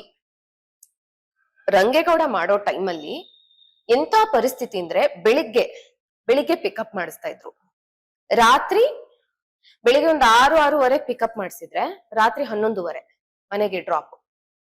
ಬೆಳಿಗ್ಗೆ ರೆಸ್ಟ್ ರೂಮಿಗೆ ಹೋಗಿ ಮನೆ ಬಿಟ್ರೆ ಅಲ್ಲಿ ರೆಸ್ಟ್ ರೂಮ್ ಇಲ್ಲ, ಓಹ್ ಮೈ ಗಾಡ್. ಅಲ್ಲಿ ರೆಸ್ಟ್ ರೂಮ್ ಇಲ್ಲ.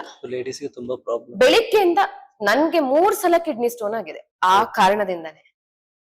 ಕೇಳಿದ್ರೆ ಹೊರಗಡೆ ಎಲ್ಲಾದ್ರೂ ಹೋಗಿ ಅಂತ ಹೇಳ್ತಿದ್ರು. ಸೊ ಈಗ ಎಷ್ಟೋ ಪರವಾಗಿಲ್ಲ ಅನ್ಸುತ್ತೆ ನನ್ಗೆ ಅದನ್ನ ನೋಡಿದ್ರೆ. ಈಗ ಮಾತಾಡೋ ಧೈರ್ಯನಾದ್ರೂ ಇದೆ, ಆಗ ಮಾತಾಡಕ್ ಧೈರ್ಯನೂ ಇರ್ತಿರ್ಲಿಲ್ಲ. ಸೊ ಹಾಗಿತ್ತು ಪರಿಸ್ಥಿತಿ. ಅದನ್ನೆಲ್ಲ ಹೇಳ್ಕೊಳ್ಳೋದು ಯಾರ ಹತ್ರ? ಒಬ್ಬ ಫ್ರೆಂಡ್ ಅಂತ ಬೇಕಲ್ಲ, ಕಷ್ಟ ಆಗ್ತಾ ಇದೆ ಅಂತ ಹೇಳ್ಕೊಂಡಾಗ ಅವ್ರು ಹೋಗಿ ಅಟ್ಲೀಸ್ಟ್ ಏನೋ ಒಂದ್ ಮಾತಾಡಿ ವ್ಯವಸ್ಥೆ ಮಾಡ್ಕೊಡ್ಬೋದೇನೋ ಒಂದು ನಂಬಿಕೆ, ಒಂದು ಧೈರ್ಯ. ಸೊ ಹಾಗೆ ಅವ್ರ ಹತ್ರ ಮಾತಾಡಕ್ ಶುರುವಾಯ್ತು. ಸೆಟ್ ಅಲ್ಲಿ ಸ್ವಲ್ಪ ಮಾತಾಡ್ತಿದ್ವಿ. ಓಕೆ. ಆಮೇಲೆ ಚಾಟ್ ಮಾಡ್ತಾ ಇದ್ವಿ ಅಷ್ಟೇ. It was a very healthy good relationship. Morning, good night. ಅಷ್ಟು ಗುಡ್ ಮಾರ್ನಿಂಗ್ ಗುಡ್ ನೈಟ್ ಇಲ್ಲ, ಬಿಕಾಸ್ ಶೂಟ್ ಹೋಗ್ತಾ ಇದ್ವಲ್ಲ. ಓಕೆ. ಸೊ ಸುಮಾರು ದಿನ ಶೂಟ್ ಮಾಡ್ತಾ ಇದ್ವಿ. ಶೂಟ್ ಇದೆಯಾ, ಇಲ್ದೇ ಇರೋ ದಿವಸ ಶೂಟ್ Okay. ಇದೆಯಾ, ಏನು ಎತ್ತ ಒಂದು ಜನರಲ್ ಕೆಲವೊಂದು ವಿಚಾರಗಳನ್ನ, ಅಂದ್ರೆ ಎಕ್ಸ್ಚೇಂಜ್ ಆಫ್ ಥಾಟ್ಸ್ ಅಂತಾರಲ್ಲ, ಹಾಗ್ ಮಾತಾಡ್ತಾ ಇದ್ವಿ. ಸೊ ಹಾಗ್ ಮಾತಾಡ್ತಾ ಸೀರಿಯಲ್ ಮುಗೀತು. ಆದ್ರೆ ನಮ್ದು ಮಾತು ಮುಗಿಲಿಲ್ಲ, ಓಕೆ. ಕಂಟಿನ್ಯೂ ಆಯ್ತು. ಪ್ರಪೋಸ್ ಅಂತ ಮಾಡ್ಲಿಲ್ಲ ಯಾರಿಗೂ, ಬಟ್ ಒಬ್ರಿಗ್ ಮೇಲೆ ಒಬ್ರಿಗೆ ಇಷ್ಟ ಇದೆ ಅಂತ ನಮಗ್ ಗೊತ್ತಿತ್ತು. ಸೊ ಹಾಗೆ ಕಂಟಿನ್ಯೂ ಆಯ್ತು. 5 ವರ್ಷ ರಿಲೇಶನ್ಶಿಪ್ ಅಲ್ಲಿ ಇದ್ವಿ. ಯಾರಿಗೂ ಹೇಳಿರ್ಲಿಲ್ಲ, ಅಫಿಷಿಯಲ್ ಮಾಡಿರ್ಲಿಲ್ಲ. ಬಿಕಾಸ್ ಇದ್ದು ಆಮೇಲೆ ನಾವು ಡಿಸೈಡ್ ಮಾಡಿ, ಅಂದ್ರೆ ಸುಮ್ನೆ ಏನೋ ಒಂದು ಹೇಳಿ ಅದು ಒಂದಷ್ಟು ಅದು ಬೇರೆ ರೀತಿ ಹರಡೋದ್ ಬೇಡ ಅಂತ ನಾವು ಅದನ್ನ ಅಫಿಷಿಯಲ್ ಮಾಡಿರ್ಲಿಲ್ಲ. ನಮಗ್ ಗೊತ್ತಿತ್ತು ಯಾವಾಗ ಅಫಿಷಿಯಲ್ ಮಾಡ್ಬೇಕು ಅಂತ. ನಾವು ಮದ್ವೆ ಆಗೋಕೆ ಒಂದ್ 6 ತಿಂಗಳು ಮುಂಚೆ ಹೇಳೋದು, ಅದನ್ನ ಅಫಿಷಿಯಲ್ ಮಾಡೋದು ಸೋಷಿಯಲ್ ಮೀಡಿಯಾದಲ್ಲೋ ಅಥವಾ ನನ್ ತಂದೆ ತಾಯಿಗೋ ಫಸ್ಟ್ ಅದನ್ನ ಹೇಳ್ಬೇಕಲ್ಲ, ಅಪ್ಪ ಅಮ್ಮಂಗ್ ಹೇಳ್ಬೇಕಲ್ಲ. ಅಮ್ಮಂಗೆಲ್ಲೋ ಒಂದ್ ಕಡೆ ಹಿಂಟಿತ್ತು, ಅಮ್ಮಂದ್ರಿಗೆ ಗೊತ್ತಾಗ್ಬಿಡುತ್ತಲ್ಲ. ಸೊ ಅಮ್ಮಂಗೆಲ್ಲೋ ಒಂದ್ ಕಡೆ ಹಿಂಟಿತ್ತು. ಅವಾಗ ಫೋನ್ ಬಿಸಿ ಬರ್ತಾ ಇತ್ತು. ಇಲ್ಲ, ಒಂದ್ಸಲ ಏನೋ ಮಾತಾಡ್ತಾ ಸಿಕ್ಕಾಕೊಂಡೆ. ಓಕೆ. ಹೇಳುವಾಗ ಏನೋ ಹೇಳಕ್ ಹೋಗಿ ಏನೋ ಹೇಳಿ ಅವ್ರಿಗೆ ಬೇಜಾರಾದ್ರೆ ನಿಂಗೆ ಯಾಕೆ ಬೇಜಾರಾಗುತ್ತೆ ಅಂತ ಏನೋ ಒಂದು ಪ್ರಶ್ನೆ ಬಂದು, ಅದು ಏನ್ ಹೇಳು ನನ್ನ ಹತ್ರ ಯಾಕೆ ಮುಚ್ಚ, ಅಂದ್ರೆ ಅಮ್ಮ ಫ್ರೆಂಡ್ ತರ ನಂಗೆ, ಅವಳ ಹತ್ರ ಎಲ್ಲ ಹೇಳ್ಕೊತಿದ್ದೆ, ಎಲ್ಲ ಹೇಳ್ಕೊತೀನಿ ಇವತ್ತಿಗೂ ಅಷ್ಟೇ. ಸೊ ಹಾಗಿರ್ಬೇಕಾದ್ರೆ ಅಮ್ಮಂಗೆ ನನ್ನ ಹತ್ರ ಯಾಕೆ ಹೇಳ್ಕೊತಿಲ್ಲ, ಹೇಳ್ಕೊ, ಏನಿದ್ರು ಹೇಳ್ಕೊ, ನಾನೇನು ನಿನ್ನ ಸ್ಟಾಪ್ ಮಾಡಲ್ಲ, ನಿನ್ನ ಆಯ್ಕೆ ಸರಿಯಾದ ಆಯ್ಕೆ ಮಾಡ್ಕೊಂಡಿರ್ತೀಯ, ನೀನ್ ಹೇಳು ಅಂತ ಹೇಳಿದ್ರು. ಅವತ್ ಅಮ್ಮಂಗ್ ಹೇಳ್ದೆ. ಅದಾಗಿ 1-1.5 ವರ್ಷ ಆದ್ಮೇಲೆ ಅಪ್ಪಂಗ್ ಹೇಳಿದ್ದು, ಎಂಗೇಜ್ಮೆಂಟ್ಗೆ ಒಂದ್ 2-3 ತಿಂಗಳು ಮುಂಚೆ. ಒಪ್ಪಿಸ್ಲಿಕ್ಕೆಲ್ಲ ಈಸಿ ಆಯ್ತಾ ಮೇಡಮ್? ಸೊ ಅಪ್ಪನಿಗೆ ಒಪ್ಸೋದಕ್ಕೆ ಕಷ್ಟ ಅಂತ ಏನಾಗ್ಲಿಲ್ಲ, ಬಿಕಾಸ್ ಅವರು ಲಿಬರಲ್, ಅವರು ತುಂಬಾ ಏನು ರಿಸ್ಟ್ರಿಕ್ಷನ್ಸ್ ಎಲ್ಲ ಏನೂ ಇಲ್ಲ. ಅಕ್ಕಂದು ಲವ್ ಮ್ಯಾರೇಜ್, ಅವರು ನನ್ನ ಅಕ್ಕ ಮದ್ವೆ ಆಗಿರೋದು ತೆಲುಗು ಅವ್ರನ್ನ. ಓಕೆ. ಸೊ ಅದನ್ನ ಹೇಳಿದ್ದು ನಾನೇ, ಅದನ್ನ ಒಪ್ಸಿದ್ದು ನಾನೇ. ಸೊ ಇದೇನು ಅಷ್ಟು ಕಷ್ಟ ಆಗಿರ್ಲಿಲ್ಲ. ನಿಮ್ಮ ಬದುಕಿನ ಹಲವು ಮಜಲುಗಳನ್ನು ನಾವು ಕೇಳಿದ್ವಿ. ಮದುವೆ ಅನ್ನುವ ಹೊಸ ಅಧ್ಯಾಯ ಆದ್ಮೇಲೆ ತಾಯಿ ಆಗುವಂತ, ಹೌದು, ಆ ಟೈಮ್ ಬಹಳ ಚಾಲೆಂಜಿಂಗ್ ನಿಮ್ಗೆ, ಅದ್ರ ಬಗ್ಗೆ ಹೇಳೋದಾದ್ರೆ. ಆಕ್ಚುಲಿ ನನ್ನ ಒಂದು ಮುಂಚಿನ ಇಂಟರ್ವ್ಯೂ ಅಲ್ಲಿ ನಾನು ಮಾತಾಡಿದಾಗ ತುಂಬಾ ಜನ ನನ್ನನ್ನ ತಪ್ಪಾಗಿ ತಿಳ್ಕೊಂಡ್ರು. ಏನು ಅಂತಂದ್ರೆ, ನಾನು ಸಿಸೇರಿಯನ್ ಬಗ್ಗೆ ಮಾತಾಡಿದ್ದೆ, ನಾರ್ಮಲ್ ಡೆಲಿವರಿ ಬಗ್ಗೆ ಮಾತಾಡಿದ್ದೆ. ಏನು ಅಂತಂದ್ರೆ, ನಾನ್ ಎಲ್ಲೂ ಸಿಸೇರಿಯನ್ ತುಂಬಾ ಸುಲಭ, ಸಿಸೇರಿಯನ್ ಮಾಡಿಸ್ಕೊಂಡ್ರೆ ಆರಾಮಾಗಿರ್ಬಹುದು ಅಂತ ಹೇಳಲಿಲ್ಲ. ನನಗೆ ಸಿಸೇರಿಯನ್ ಭಯ ಇತ್ತು ಅಂತ ಹೇಳಿದ್ದೆ. 7 ಲೇಯರ್ ಆಫ್ ಯುವರ್ ಸ್ಕಿನ್, ನಿಮ್ಮ ಚರ್ಮದ 7 ಲೇಯರ್ನ ಕಟ್ ಮಾಡ್ತಾರೆ, ಕಟ್ ಮಾಡಿ ಮಗುನ ಹೊರಗೆ ತೆಗಿತಾರೆ. ಅದರಿಂದ ಅದಾದ್ಮೇಲೆ ರಿಕವರ್ ಆಗೋದಿದೆಯಲ್ಲ, ಅಷ್ಟು ಸುಲಭ ಇಲ್ಲ. ಆ ಭಯದಿಂದನೇ ನನಗೆ ನಾರ್ಮಲ್ ಡೆಲಿವರಿ ಬೇಕು ಅಂತ ನಾನು ಹರಸಾಹಸ ಪಟ್ಟೆ, ಶತಪ್ರಯತ್ನ ಮಾಡಿದ್ದೀನಿ ಅದಕ್ಕೋಸ್ಕರ. ಆ ನಾನು ಈಸಿ ಡೆಲಿವರಿ ಅಂತ ಹೇಳ್ದೆ. It is never N easy delivery. Easy delivery ಅಂತಾನೆ ಇಲ್ಲ. ಇಲ್ಲ, it is never N easy delivery. ಎಷ್ಟೋ ಬೋನ್ಸ್ ಫ್ರಾಕ್ಚರ್ ಆದಂಗೆ ಅಂತ ಹೇಳ್ತಾರೆ ಡೆಲಿವರಿ ಮಾಡುವಾಗ. ಎಕ್ಸಾಕ್ಟ್. ಲೈಕ್ ವೈಸ್ ನನ್ಗೂ ಅದೇ ಆಗಿದೆ. ನನಗ್ ಯಾಕೆ ಈಸಿ ಅನ್ಸಿದ್ದು ಅಂತಂದ್ರೆ, ನನ್ಗೆ ನಾರ್ಮಲ್ ಡೆಲಿವರಿ ಆಗ್ಬೇಕು ಅನ್ನೋದೊಂದು ಇತ್ತು ಮನ್ಸಲ್ಲಿ. ಬಹುಶಃ ಆ ಹಠ ಇರಬಾರ್ದು ಒಂದು ಲೆಕ್ಕಕ್ಕೆ. ಬಿಕಾಸ್ ನಂಗೂ ಹೇಳಿದ್ರು ಡಾಕ್ಟ್ರು, ನನ್ಗೆ ನಿನ್ನ ಹಠಕ್ಕಿಂತ ನಿನ್ನ ಮತ್ತೆ ಮಗುವಿನ ಆರೋಗ್ಯ ಮುಖ್ಯ ಅಂತ ಹೇಳಿದ್ರು. ಸೊ ಅದು ಆ ಸಿಚುವೇಶನ್ ಅಲ್ಲಿ ನಿನಗೆ ನಾರ್ಮಲ್ ಸಿಸೇರಿಯನ್ ನಾವು ಆ ಟೈಮ್ ಬಂದಾಗ ಡಿಸೈಡ್ ಮಾಡೋದು ಅಂತ ಹೇಳಿದ್ರು. ಬಟ್ ನನಗೆ ಸಾಕಷ್ಟು ಇವಾಗ ಒಬ್ಬ ಒಂದು ಹೆಣ್ಣಿಗೆ ನಾನು ಮುಂಚೆಯಿಂದ ಆಲೋಚನೆ ಮಾಡಿದ್ದೇನು ಅಂತಂದ್ರೆ, ನಂಗೆ ತುಂಬಾ ಜನ ಹೇಳೋದ್ ಕೇಳಿದ್ದೆ, ನಾರ್ಮಲ್ ಡೆಲಿವರಿ ಆದ್ರೆ ಪೀರಿಯಡ್ಸ್ ಪೇನ್ ಬರೋದಿಲ್ಲ ಹೆತ್ತ ಮೇಲೆ. ಒಂದು ಈ ಋತುಚಕ್ರದ ಟೈಮಲ್ಲಿ ನಾವ್ ಏನೇನ್ ಅನುಭವಿಸ್ತೀವೋ, ನನಗೆ ಎಸ್ಪೆಷಲಿ ಡ್ಯೂರಿಂಗ್ ಮೈ ಪೀರಿಯಡ್ಸ್, ನಾನು ಇದನ್ನ ತುಂಬಾ ಓಪನ್ ಆಗಿ ಮಾತಾಡ್ಬೇಕು, ನಾನು ಎಲ್ಲೂ ಮಾತಾಡಿಲ್ಲ. ಯಾಕೆ ಹೇಳ್ತಿದೀನಿ ಅಂತಂದ್ರೆ, ಎಷ್ಟೋ ಜನ ಹೆಣ್ಮಕ್ಳಿಗೆ ಪೀರಿಯಡ್ಸ್ ಟೈಮಲ್ಲಿ, ಮೆನ್ಸ್ಟುರೇಷನ್ ಟೈಮಲ್ಲಿ ಸಿಕ್ಕಾಪಟ್ಟೆ ಪೇನ್ ಬರುತ್ತೆ. ನನಗ್ ಬರೀ ಪೇನ್ ಅಲ್ಲ, ನಾನು ಬಿದ್ದು ಒದ್ದಾಡ್ತಿದ್ದೆ ನೆಲದ ಮೇಲೆ. ನನ್ನ ತಂದೆ ನೋಡಿದ್ದಾರೆ, ನನ್ನ ತಾಯಿ ನೋಡಿದ್ದಾರೆ, ನನ್ನ ಗಂಡ ನೋಡಿದ್ದಾರೆ. ವಾಂತಿ ಮಾಡ್ಕೋತಿದ್ದೆ, ಬಾತ್ರೂಮ್ ಅಲ್ಲಿ ಕೂತು ಬಿದ್ದು ಹೋಗ್ತಿದ್ದೆ, ಬೆವರು ಸುರ್ದು ತಲೆ ಸುತ್ತಿ ಬೀಳ್ತಿದ್ದೆ. ಅಷ್ಟು ಪೇನು. ಬಹುಶಃ ನನಗೆ ಹೆರೋವಾಗ್ಲೂ ಅಷ್ಟು ನೋವಾಗ್ತಿರ್ಲಿಲ್ಲ. ನನಗ್ ಗೊತ್ತದು, ನನಗೆ ಕಾಂಟ್ರಾಕ್ಷನ್ ಅಲ್ಲಿ ಏನ್ ನೋವು ಬರ್ತಿತ್ತೋ ಅದೇ ಪೇನು ಅದಕ್ಕಿಂತ ಹೆಚ್ಚು ನನಗೆ ಪೀರಿಯಡ್ಸ್ ಟೈಮಲ್ಲಿ ಬರ್ತಾ ಇತ್ತು. ಸೊ ನಾನು ತುಂಬಾ ಜನ ಹೇಳೋದ್ ಕೇಳಿದ್ದೆ, ನಾರ್ಮಲ್ ಡೆಲಿವರಿ ಮಾಡ್ಕೊಂಡ್ರೆ ಆ ಪೇನ್ ಹೋಗುತ್ತೆ ಅಂತ. ನನ್ಗೊಂದು ಆಸೆ ಏನು, ಅಪ್ಪ ನನ್ಗ ಆ ನೋವು ಬೇಡ, ಆ ಪೀರಿಯಡ್ಸ್ ಟೈಮಲ್ಲಿ ಬರೋ ನೋವು ಬೇಡ, ಹೆಂಗಾದ್ರೂ ಮಾಡಿ ಒಂದೇ ನಾರ್ಮಲ್ ಡೆಲಿವರಿ ಆಗ್ಲಿ, ಆಮೇಲಾದ್ರೂ ನಂಗೆ ಆ ನೋವಿಂದ ಒಂದು ಮುಕ್ತಿ ಸಿಗುತ್ತೇನೋ ಅನ್ನೋ ಒಂದು ಆಸೆಯಲ್ಲಿ ಅಷ್ಟು ಹಠ ಬಿದ್ದಿದ್ದು. ನಿಜ ಹೇಳ್ತೀನಿ, ದೇವರ ದಯೆಯಿಂದ, ಆ ಸಾಯಿಬಾಬನ್ ಕೃಪೆ, ವಿಷ್ಣುಮೂರ್ತಿ ಕೃಪೆಯಿಂದ ನನಗೆ ಇವತ್ತಿಗೆ ಮೆನ್ಸ್ಟ್ರುಯಲ್ ಟೈಮಲ್ಲಿ ಪೇನ್ ಅನ್ನೋದು ಏನಂತ ಗೊತ್ತಿಲ್ಲ. ನನ್ಗೆ it's a miracle for me. ನೀವು ಮೇಡಮ್ ಇನ್ಸ್ಟಾಗ್ರಾಮ್ ನೋಡ್ಬೇಕು, ಅಮೃತ ರಾಮಮೂರ್ತಿ ಅಂತ ಇದೆ, ಅಲ್ಲಿ ರಘು ಮತ್ತು ಇವರ ಅನ್ಯೋನ್ಯತೆ ಬಗ್ಗೆ ಅಂಡ್ ಆ ಸ್ವೀಟ್ ಕಪಲ್ ತುಂಬಾ ಚೆನ್ನಾಗಿದೆ. ಅಂಡ್ ಮೇಡಮ್ ಅಲ್ಲಿ ಒಂದು ಪೋಸ್ಟ್ ಮಾಡಿದ್ರು, ಅವರ ಐ ಥಿಂಕ್ ತುಂಬಾ ಜನ ಅನ್ಕೊಂಡಿರ್ಬೋದು ಎಐ ಅಂತ, ಅದನ್ನ ನೋಡುಗರ ಕಣ್ಣುಗಳು ಸರಿ ಇಲ್ಲ ಅನ್ಸುತ್ತೆ, ಅದು ಎಐ ಅಲ್ಲ, ರಿಯಲ್ ಆಗಿ ಮೇಡಮ್ ಅವರು. ಮೇಡಮ್ ಆ ಒಂದು ಸ್ಪಾರ್ಕ್, ಆ ಒಂದು ಚಾಲೆಂಜ್, ಇಲ್ಲ ನಾನು ಈ ಚಂಚಲತೆಯಿಂದ, ನೋವು, ಅಳು, ದುಃಖ, ದುಮ್ಮಾನದಿಂದ ಹೊರಗಡೆ ಬರ್ತೀನಿ, something I have to do ಅನ್ನೋದು ಹೇಗೆ ಜಿಮ್ಮಿಗೆ ವಾಪಸ್ ಹೇಗೆ ಹೋದ್ರಿ, ಹೇಗೆ ವರ್ಕೌಟ್? ಸರ್ ಆಕ್ಚುಲಿ ಈ ಜರ್ನಿಯಲ್ಲಿ ನಾನು ಒಬ್ಳೆ ಅನುಭವಿಸ್ತಾ ಇರ್ಲಿಲ್ಲ, ನನ್ ಜೊತೆಗೆ ನನ್ ಗಂಡನು ಅನುಭವಿಸ್ತಾ ಇದ್ರು. ಅಂದ್ರೆ ಅವರಿಗೆ ನಾನು ಕೊರಗ್ತಾ ಇದ್ದಿದ್ದು, ಕುಗ್ತಾ ಇದ್ದಿದ್ದನ್ನ ನೋಡೋದಕ್ ಆಗ್ತಾ ಇರ್ಲಿಲ್ಲ. ಅವರು ನೀನ್ ಸರಿ ಹೋಗ್ತೀಯ, ನೀನ್ ತಲೆ ಕೆಡ್ಸ್ಕೊಬೇಡ, ಎಲ್ಲ ಸರಿ ಹೋಗುತ್ತೆ, ಏನಾಗ್ತಾ ಇದೆ ನಿಂಗೆ. ಸರ್ ನಾನ್ ಇದುವರೆಗೂ ನನಗೆ ಸೈಕಾಲಜಿಸ್ಟ್ ಅಥವಾ ಸೈಕ್ಯಾಟ್ರಿಸ್ಟ್ ಹತ್ರ ಹೋಗುವಂತ ಒಂದು ಪರಿಸ್ಥಿತಿನೇ ಬರ್ಲಿಲ್ಲ. ಹೋಗ್ಬೇಕು, ಸೈಕ್ಯಾಟ್ರಿಸ್ಟ್ ಹತ್ರ ಹೋಗಿದ ತಕ್ಷಣ ಅವ್ರು ಹುಚ್ಚರು ಅಂತ ಕನ್ಸಿಡರ್ ಆಗಲ್ಲ ಸರ್.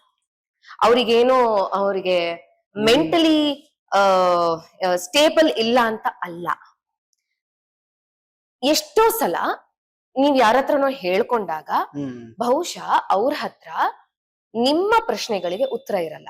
ಆದ್ರೆ ಸೈಕಾಟ್ರಿಸ್ಟ್, ಸೈಕಾಲಜಿಸ್ಟ್ ಇವರೆಲ್ಲ ಟ್ರೈನ್ಡ್, ಇವ್ರಿಗೆ ಗೊತ್ತಿರುತ್ತೆ, ಅದಕ್ಕೆ ಒಂದು ಪ್ಯಾಟರ್ನ್ ಅಂತ ಹೇಳ್ತಾರೆ. ನಾವು ಯೋಚನೆ ಮಾಡೋದಕ್ಕೆ ಒಂದು ಪ್ಯಾಟರ್ನ್ ಅಂತ ಹೇಳ್ತಾರೆ. You should always ask for help, you should always, because ಈಗಿನ ಒಂದು ಫಾಸ್ಟ್ ಲೈಫ್ ಅಲ್ಲಿ, ಒಂದು ಜನರೇಷನ್ ಅಲ್ಲಿ ಯಾರಿಗೂ ಕೇಳಿಸ್ಕೊಳ್ಳೋಷ್ಟು ಪುರ್ಸೊತ್ತಿಲ್ಲ, ಓಡ್ತಾ ಇರ್ಬೇಕು ಟು ಕ್ಯಾಚ್ ಅಪ್. ಆ ರೇಸಲ್ಲಿ ಇಲ್ಲ ಅಂದ್ರೆ ಹಿಂದುಳಿತೀವಿ ನಾವು. ಸೊ ಆ ರೇಸಲ್ಲಿ ಉಳಿಬೇಕು ಅಂತಂದ್ರೆ you should find a very good partner, you should have a very good friend.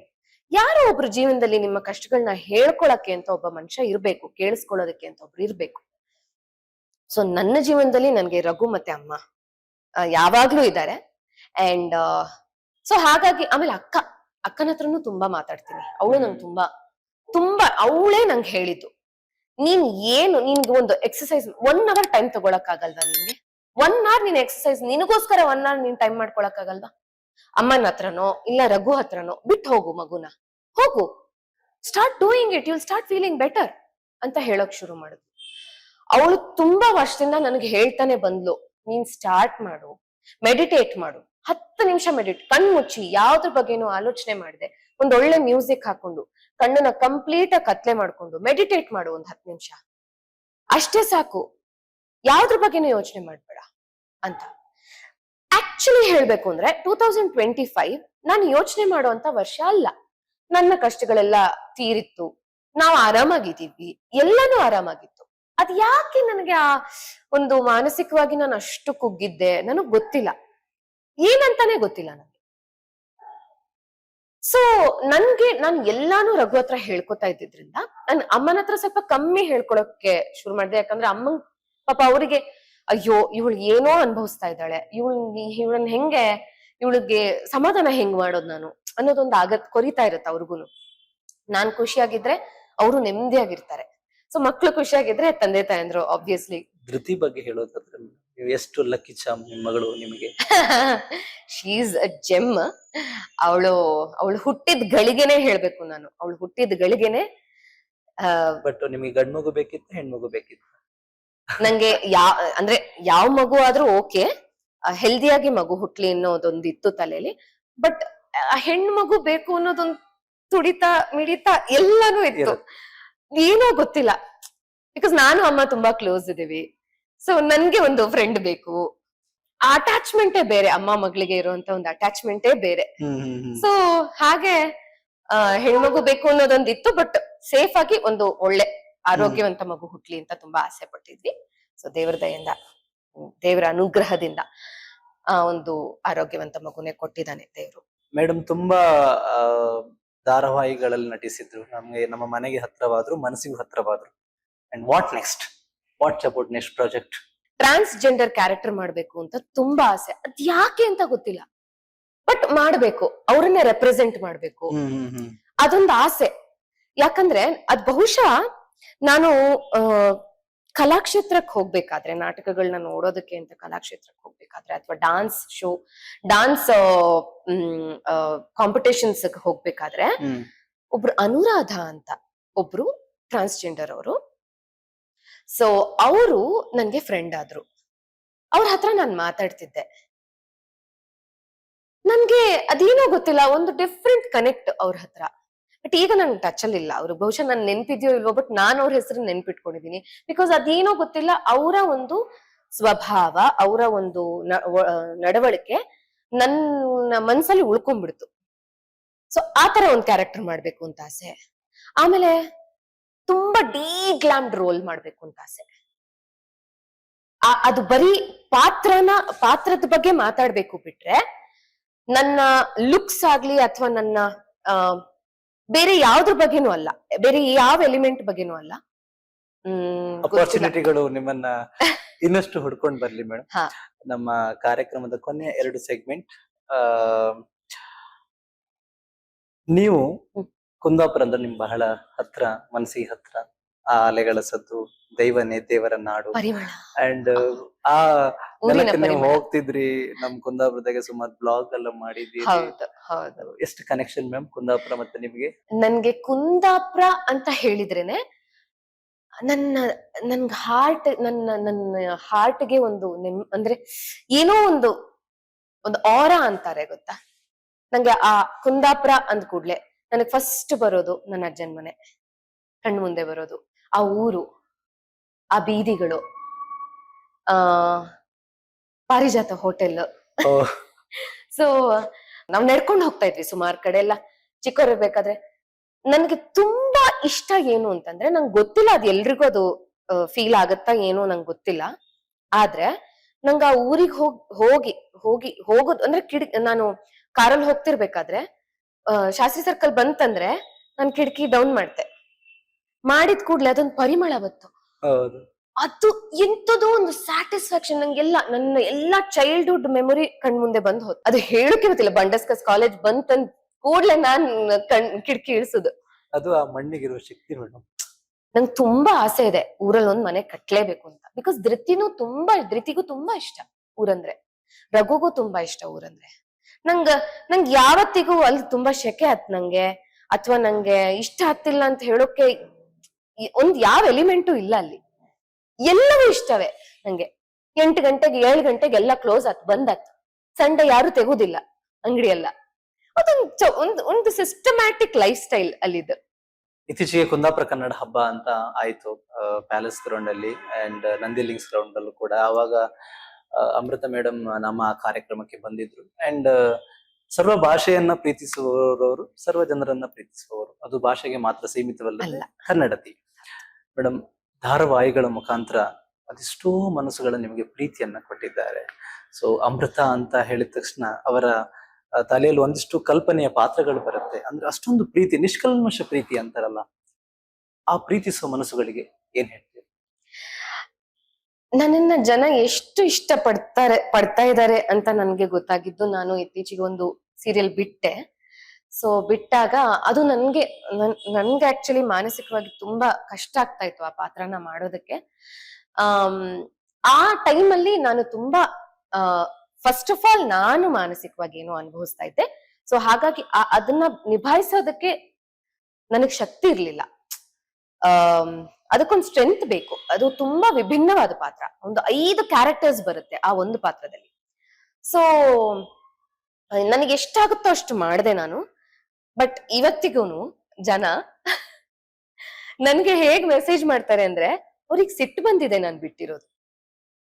ನಿಮ್ಮನ್ನ ಅಷ್ಟು ಇಷ್ಟ ಪಡ್ತೀವಿ, ನಿಮ್ಮನ್ನ ಅಷ್ಟು ಪ್ರೀತಿ ಮಾಡ್ತೀವಿ, ನೀವ್ ಯಾಕೆ ಆ ಕ್ಯಾರೆಕ್ಟರ್ನ ಬಿಟ್ಟಿದ್ದು, ಬನ್ನಿ ಮೇಡಮ್ ವಾಪಸ್ಸು ಅಂತಾರೆ. ಸೊ ಆ ಖುಷಿ, ಬಹುಶಃ ಈ ಒಂದು ಅಪ್ರಿಸಿಯೇಷನ್, ಈ ಒಂದು ಪ್ರೀತಿ ಒಬ್ಬ ಕಲಾವಿದನಿಗೆ ಮಾತ್ರ ಸಿಗೋದಕ್ಕೆ ಸಾಧ್ಯ. ನಾನು ಅವರ ಪ್ರೀತಿಗೆ ಸದಾ ಚಿರಋಣಿ. ಅಂಡ್ ಸಾರಿ ನಿಮ್ಗೆ ನಾನು ಡಿಸಪಾಯಿಂಟ್ ಮಾಡಿದ್ರೆ ಆ ಒಂದು ಕ್ಯಾರೆಕ್ಟರ್ನ ಬಿಟ್ಟು ಹೋಗಿದ್ದಕ್ಕೆ. ಒಳ್ಳೊಳ್ಳೆ ಪಾತ್ರಗಳನ್ನ ಮಾಡೋದಕ್ ಶುರು ಮಾಡ್ತೀನಿ. ತುಂಬಾ ನಾನು ಹೇಳ್ದಾಗೆ, ನವೀನ್ ಸರ್ ಹೇಳ್ದಾಗೆ ಚಾಲೆಂಜಿಂಗ್ ಕ್ಯಾರೆಕ್ಟರ್ಸ್ ನ ಮಾಡೋದಕ್ ಶುರು ಮಾಡ್ತೀನಿ. ನೀವೇ ಹೇಳೋದಕ್ ಶುರು ಮಾಡ್ತೀರಾ, ನೋಡಿದ್ರ ನಮ್ಮ ಮಾತನ್ನ ಸೀರಿಯಸ್ ಆಗಿ ತಗೊಂಡಿದ್ದಾರೆ ಇವರು, ಒಳ್ಳೊಳ್ಳೆ ಪಾತ್ರಗಳನ್ನ ಆಯ್ಕೆ ಮಾಡ್ಕೊಂಡಿದ್ದಾರೆ ಅನ್ನೋ ಒಂದು ಮಾತು ಬರುತ್ತೆ. ಅಂಡ್ ಅದಾಗುತ್ತೆ. ನಾನು ಅದನ್ನ ಮ್ಯಾನಿಫೆಸ್ಟ್ ಮಾಡ್ತಾ ಇದ್ದೀನಿ. ನಿಮ್ಮ ಆಶೀರ್ವಾದ ಬೇಕು ನನ್ಗೆ ಆಕ್ಚುಲಿ. ಸೊ ಈ ಆಶೀರ್ವಾದ ಯಾವಾಗ್ಲೂ ಇರ್ಲಿ ನನ್ಗೆ. ಅವರ ಮೇಲೆ ನಿಮ್ ಪ್ರೀತಿ ಸದಾ ಹೀಗೆ ಇರ್ಲಿ. ವೀಕ್ಷಕರ, ಇಷ್ಟೊತ್ತು ಸ್ಟಾರ್ ಕರಾವಳಿಯಲ್ಲಿ ನಿಮ್ಮ ಮತ್ತು ನಮ್ಮ ಪ್ರೀತಿಯ ಅಮೃತ ರಾಮಮೂರ್ತಿ ಮೇಡಮ್ ಅವರ ಬದುಕಿನ ಜರ್ನಿಯನ್ನ ನಾವು ಬಹಳ ಎಳೆಯಾಗಿ ಬಿಚ್ಚಿಟ್ವಿ. ಬಹಳ ಪ್ರಾಮಾಣಿಕವಾಗಿ, ಸ್ಪಷ್ಟ ಅಚ್ಚ ಕನ್ನಡದಲ್ಲಿ ಅವರು ಮಾತಾಡ್ತಾರೆ. So I am also very surprise today, because ಅವರಲ್ಲಿನ ಶಬ್ದ ಭಂಡಾರಗಳು, ಕನ್ನಡದ ಸ್ಪಷ್ಟತೆ, ಆ ಭಾಷೆಯ ಮೇಲಿನ ಹಿಡಿತ. ಸೊ ಐ ಥಿಂಕ್ ಅವರು ರಿಯಲ್ ಜರ್ನಲಿಸಂ ನಲ್ಲಿ ಇರಬೇಕಾದ ಎಲ್ಲ ಗುಣಗಳು ಅವರ ಹತ್ರ ಇದೆ ಅಂತ ನಾನು ಭಾವಿಸ್ತೀನಿ. And lot of ups and downs, ಅವರ ಸ್ಟ್ರಗಲ್ಗಳು, ಅವರ ಜರ್ನಿಗಳು. ಅಂಡ್ ಮಾತಾಡ್ತಾ ಹೇಳಿದ್ರು, ತೆರೆ ಮುಂದೆ ಕಾಣಿಸುವುದು ಮತ್ತು ತೆರೆ ಹಿಂದೆ ಇರುವವರ ಮಧ್ಯೆ, ಅದರಲ್ಲಿ ಆ ಧಾರಾವಾಹಿ ಅಥವಾ ಟೆಲಿವಿಷನ್ ಇಂಡಸ್ಟ್ರಿ ಅನ್ನೋದು ಸುಲಭವಾದ ಮಾತಲ್ಲ, ಅದಕ್ಕೆ ತಪಸ್ಸು ಬೇಕು ಅನ್ನೋ ಮಾತುಗಳನ್ನು ಹೇಳಿದ್ರು. ಅಂಡ್ ಇಂಡಸ್ಟ್ರಿಗೆ ಯಾರೆಲ್ಲ ಬರ್ತೀರಾ, ಈ ತಪಸ್ಸಿಗೆಲ್ಲ ರೆಡಿಯಾಗಿ ಬನ್ನಿ. ಅಂಡ್ ನಮ್ಮ ನೆಲದ ಎಲ್ಲ ದೇವರು ಅವರಿಗೆ ಇನ್ನಷ್ಟು ಅಪಾರ್ಚುನಿಟಿಗಳನ್ನ ಹುಡ್ಕೊಂತ ಬರ್ಲಿ. ನೀವು ನಾವ್ ಯಾವಾಗ್ಲೂ ನಂಬಿದ್ದು, ನಾವು ಮೂಲತಃ ಕುಂದಾಪುರ ಭಾಗದವರಾಗಿರೋದ್ರಿಂದ ಶಕ್ತಿ ಸ್ವರೂಪಿಣಿ ಕೊಲ್ಲೂರು ಮೂಕಾಂಬಿಕೆ, ಈ ಕಡೆ ತಾಯಿ ಮಂಧರತಿ ದುರ್ಗಾ ಪರಮೇಶ್ವರಿ, ಬ್ರಹ್ಮಲಿಂಗೇಶ್ವರ್ ಅಂತ ಪುಣ್ಯ ನೆಲದಲ್ಲಿ ನೆಲಕ್ಕೆ ಒಮ್ಮೊಮ್ಮೆ ಬನ್ನಿ. ನಮ್ಮೂರಿನ ಎಲ್ಲ ದೇವರು, ಊರ ಹಿರಿಯರು ಎಲ್ಲರ ಆಶೀರ್ವಾದ ನಿಮ್ಮ ಮೇಲೆ ಸದಾ ಹೀಗೆ ಇರ್ಲಿ ಮೇಡಮ್. ಅಂಡ್ ನಿಮ್ಮನ್ನ ಎಲ್ಲ ಮುಂದಿನ ಪ್ರಾಜೆಕ್ಟ್ಗಳು ಸಕ್ಸಸ್ ಆಗ್ಲಿ. ಅದೇ ಒಂದು, ನೀವು ಕೊಲ್ಲೂರು ಅಂದ ತಕ್ಷಣ ಮೂಕಾಂಬಿಕೆ ನನಗೊಂದು ಕೊರಗಿದೆ, ಏನೋ ಗೊತ್ತಿಲ್ಲ. ಬಟ್ ನನ್ಗೆ ದೇವಿಗೆ ಇಟ್ಟಂತ ಸೀರೆ ಉಡ್ಬೇಕು ಅಂತ ತುಂಬಾ ಆಸೆ. ಅದು ಇದುವರೆಗೂ ನನ್ಗದು ಬರ್ಲೇ ಇಲ್ಲ. ನಾನು ತುಂಬಾ ಪ್ರಯತ್ನ ಪಟ್ಟಿದ್ದೀನಿ. ಅದು ಕೌಂಟರ್ ಕ್ಲೋಸ್ ಆಗಿರುತ್ತೆ, ಏನೋ ಒಂದಾಗಿರುತ್ತೆ. ಈ ಮೂಲಕನಾದ್ರೂ ಬಹುಶಃ ಆ ದೇವ್ರು ನನ್ಗೆ ಅದನ್ನ ವರವಾಗಿ ಕೊಡ್ತಾಳೇನೋ, ನೋಡೋಣ ಆ ತಾಯಿ. ಕೊಲ್ಲೂರಿಗೆ ಬನ್ನಿ ಮೇಡಮ್, ಖಂಡಿತ. ನಾವು ಅಲ್ಲೇ ಸಿಗೋಣ, ಅದು ನಮ್ಮದೇ ಊರು. ಅಂಡ್ ಅಫ್ ಕೋರ್ಸ್ ಒಂದಿಷ್ಟು ಅಪಾರ್ಚುನಿಟಿಗಳು ಇನ್ನಷ್ಟು ಸಿಗ್ಲಿ, ಆ ಜನರ ಪ್ರೀತಿ Thank you. ಇನ್ನಷ್ಟು ನಿಮ್ಗೆ ಸಿಗ್ಲಿ. ಅಂಡ್ ರಘು, ಧೃತಿ, ನಿಮ್ಮ ತಂದೆ ತಾಯಿಯ ಕುಟುಂಬದ ಬಾಂಡಿಂಗ್ ಇನ್ನಷ್ಟು ಸ್ಟ್ರಾಂಗ್ ಆಗ್ಲಿ ಅಂತ ಹೇಳ್ತಾ ಥ್ಯಾಂಕ್ ಯು. ಅಂಡ್ ಕುಂದಾಪುರದ ಕಾರ್ಯಕ್ರಮಗಳಿಗೆ ಅವ್ರು ಬರ್ಬೇಕು ಅನ್ನೋದು ನನ್ನ ಆಸೆ. ಅಂಡ್ ಕನ್ನಡದ ಸಿನಿ ಲೋಕದಲ್ಲಿ ಮತ್ತೊಂದು ಮೈಲುಗಲ್ಲು ಅವರು ಸೃಷ್ಟಿಸ್ಲಿ ಅನ್ನುವಂತ ಹಾರೈಕೆ ನಮ್ಮದು. ಅಂಡ್ ಭಗವತಿ ಕರುಣಿಸ್ಲಿ, ಒಳ್ಳೇದಾಗ್ಲಿ madam. Thank you so much. ನನ್ನನ್ನ ಈ ಕಾರ್ಯಕ್ರಮಕ್ಕೆ ಕರೆದಿದ್ದಕ್ಕೆ ತುಂಬಾ ತುಂಬಾ thanks. So thank you ma'am, ಇಲ್ಲಿಂದಾನೇ ಹಾರೈಕೆ ಕೊಟ್ರಿ. ಅಂಡ್ ರಘು ಸರಿಗೆ 2 ಮಗು, ಒಂದು ಧೃತಿ ಮತ್ತೆ ನೀವು, ಇನ್ನೊಂದು ನೀವು, 3ನೇ ಮಗುಗ ನಿರೀಕ್ಷೆಯಲ್ಲಿ ಇದಾರ ರಘು ಸರ್? ಇಲ್ಲ, ಖಂಡಿತ. ನಾವು ಬಹುಶಃ ಆ ನಿರೀಕ್ಷೆಯಲ್ಲಿಲ್ಲ, ನಮ್ದು ಬೇರೆ ಪ್ಲಾನ್ಸ್ ಇದೆ. ಬೇರೆ ಮಕ್ಳಿಗೆ, ಒಂದಷ್ಟು ಮಕ್ಳಿಗೆ ಸಹಾಯ ಮಾಡ್ಬೇಕು ಅನ್ನೋದೊಂದು ಇದೆ. ಬಯಾಲಜಿಕಲ್ ಚೈಲ್ಡ್ ಅಲ್ಲ, ಎಸ್ ಎಸ್ ಎಸ್ ಎಸ್ ಬೇರೆ ಮಕ್ಳಿಗೆ. Thank you so much Amrutha madam. ನಮ್ಮ ಅಕ್ಷರ ರಾಕ್ಷಸ ಅಂದ್ರೆ ರವಿ ಬೆಳಗೆರೆ ಅವರು ಅವರ ಮಗಳು ಭಾವನಾ. ಸೊ ನನಗೆ ಓ ಬಹಳ ಮನಸ್ಸೆ. ಬಹಳ ಆಪ್ತರು. ಅವರೊಂದು ಒಳ್ಳೆಯ ಪುಸ್ತಕ ಬರೆದಿದ್ದಾರೆ, ಓ ಓ ಮನಸ್ಸು. ಮನಸ್ಸೆ. ಸೊ ನೀವು, ಇದು ನಿಮಗೋಸ್ಕರ ನಮ್ಮ ಸ್ಟಾರ್ ಕರಾವಳಿ ಕಡೆಯಿಂದ. Thank you so much. ಇದನ್ನ ನೀವು ಓದ್ಬೇಕು. ಖಂಡಿತ. ಅಂಡ್ ಇನ್ನೊಬ್ರ ಜೊತೆ ಶೇರ್ ಮಾಡ್ಬೇಕು. ಬಹಳ ಅದ್ಭುತವಾದಂತಹ ಬರವಣಿಗೆ ಇದು. ಖಂಡಿತ. ಅಂಡ್ ಐ ಥಿಂಕ್ ನಾನು ಇವಾಗಷ್ಟೇ ಒಂದು ಬುಕ್ ಆರ್ಡರ್ ಮಾಡಿದೀನಿ, ಅಮೆಝಾನ್ ಅಲ್ಲಿ ಆರ್ಡರ್ ಮಾಡಿದ್ದೆ.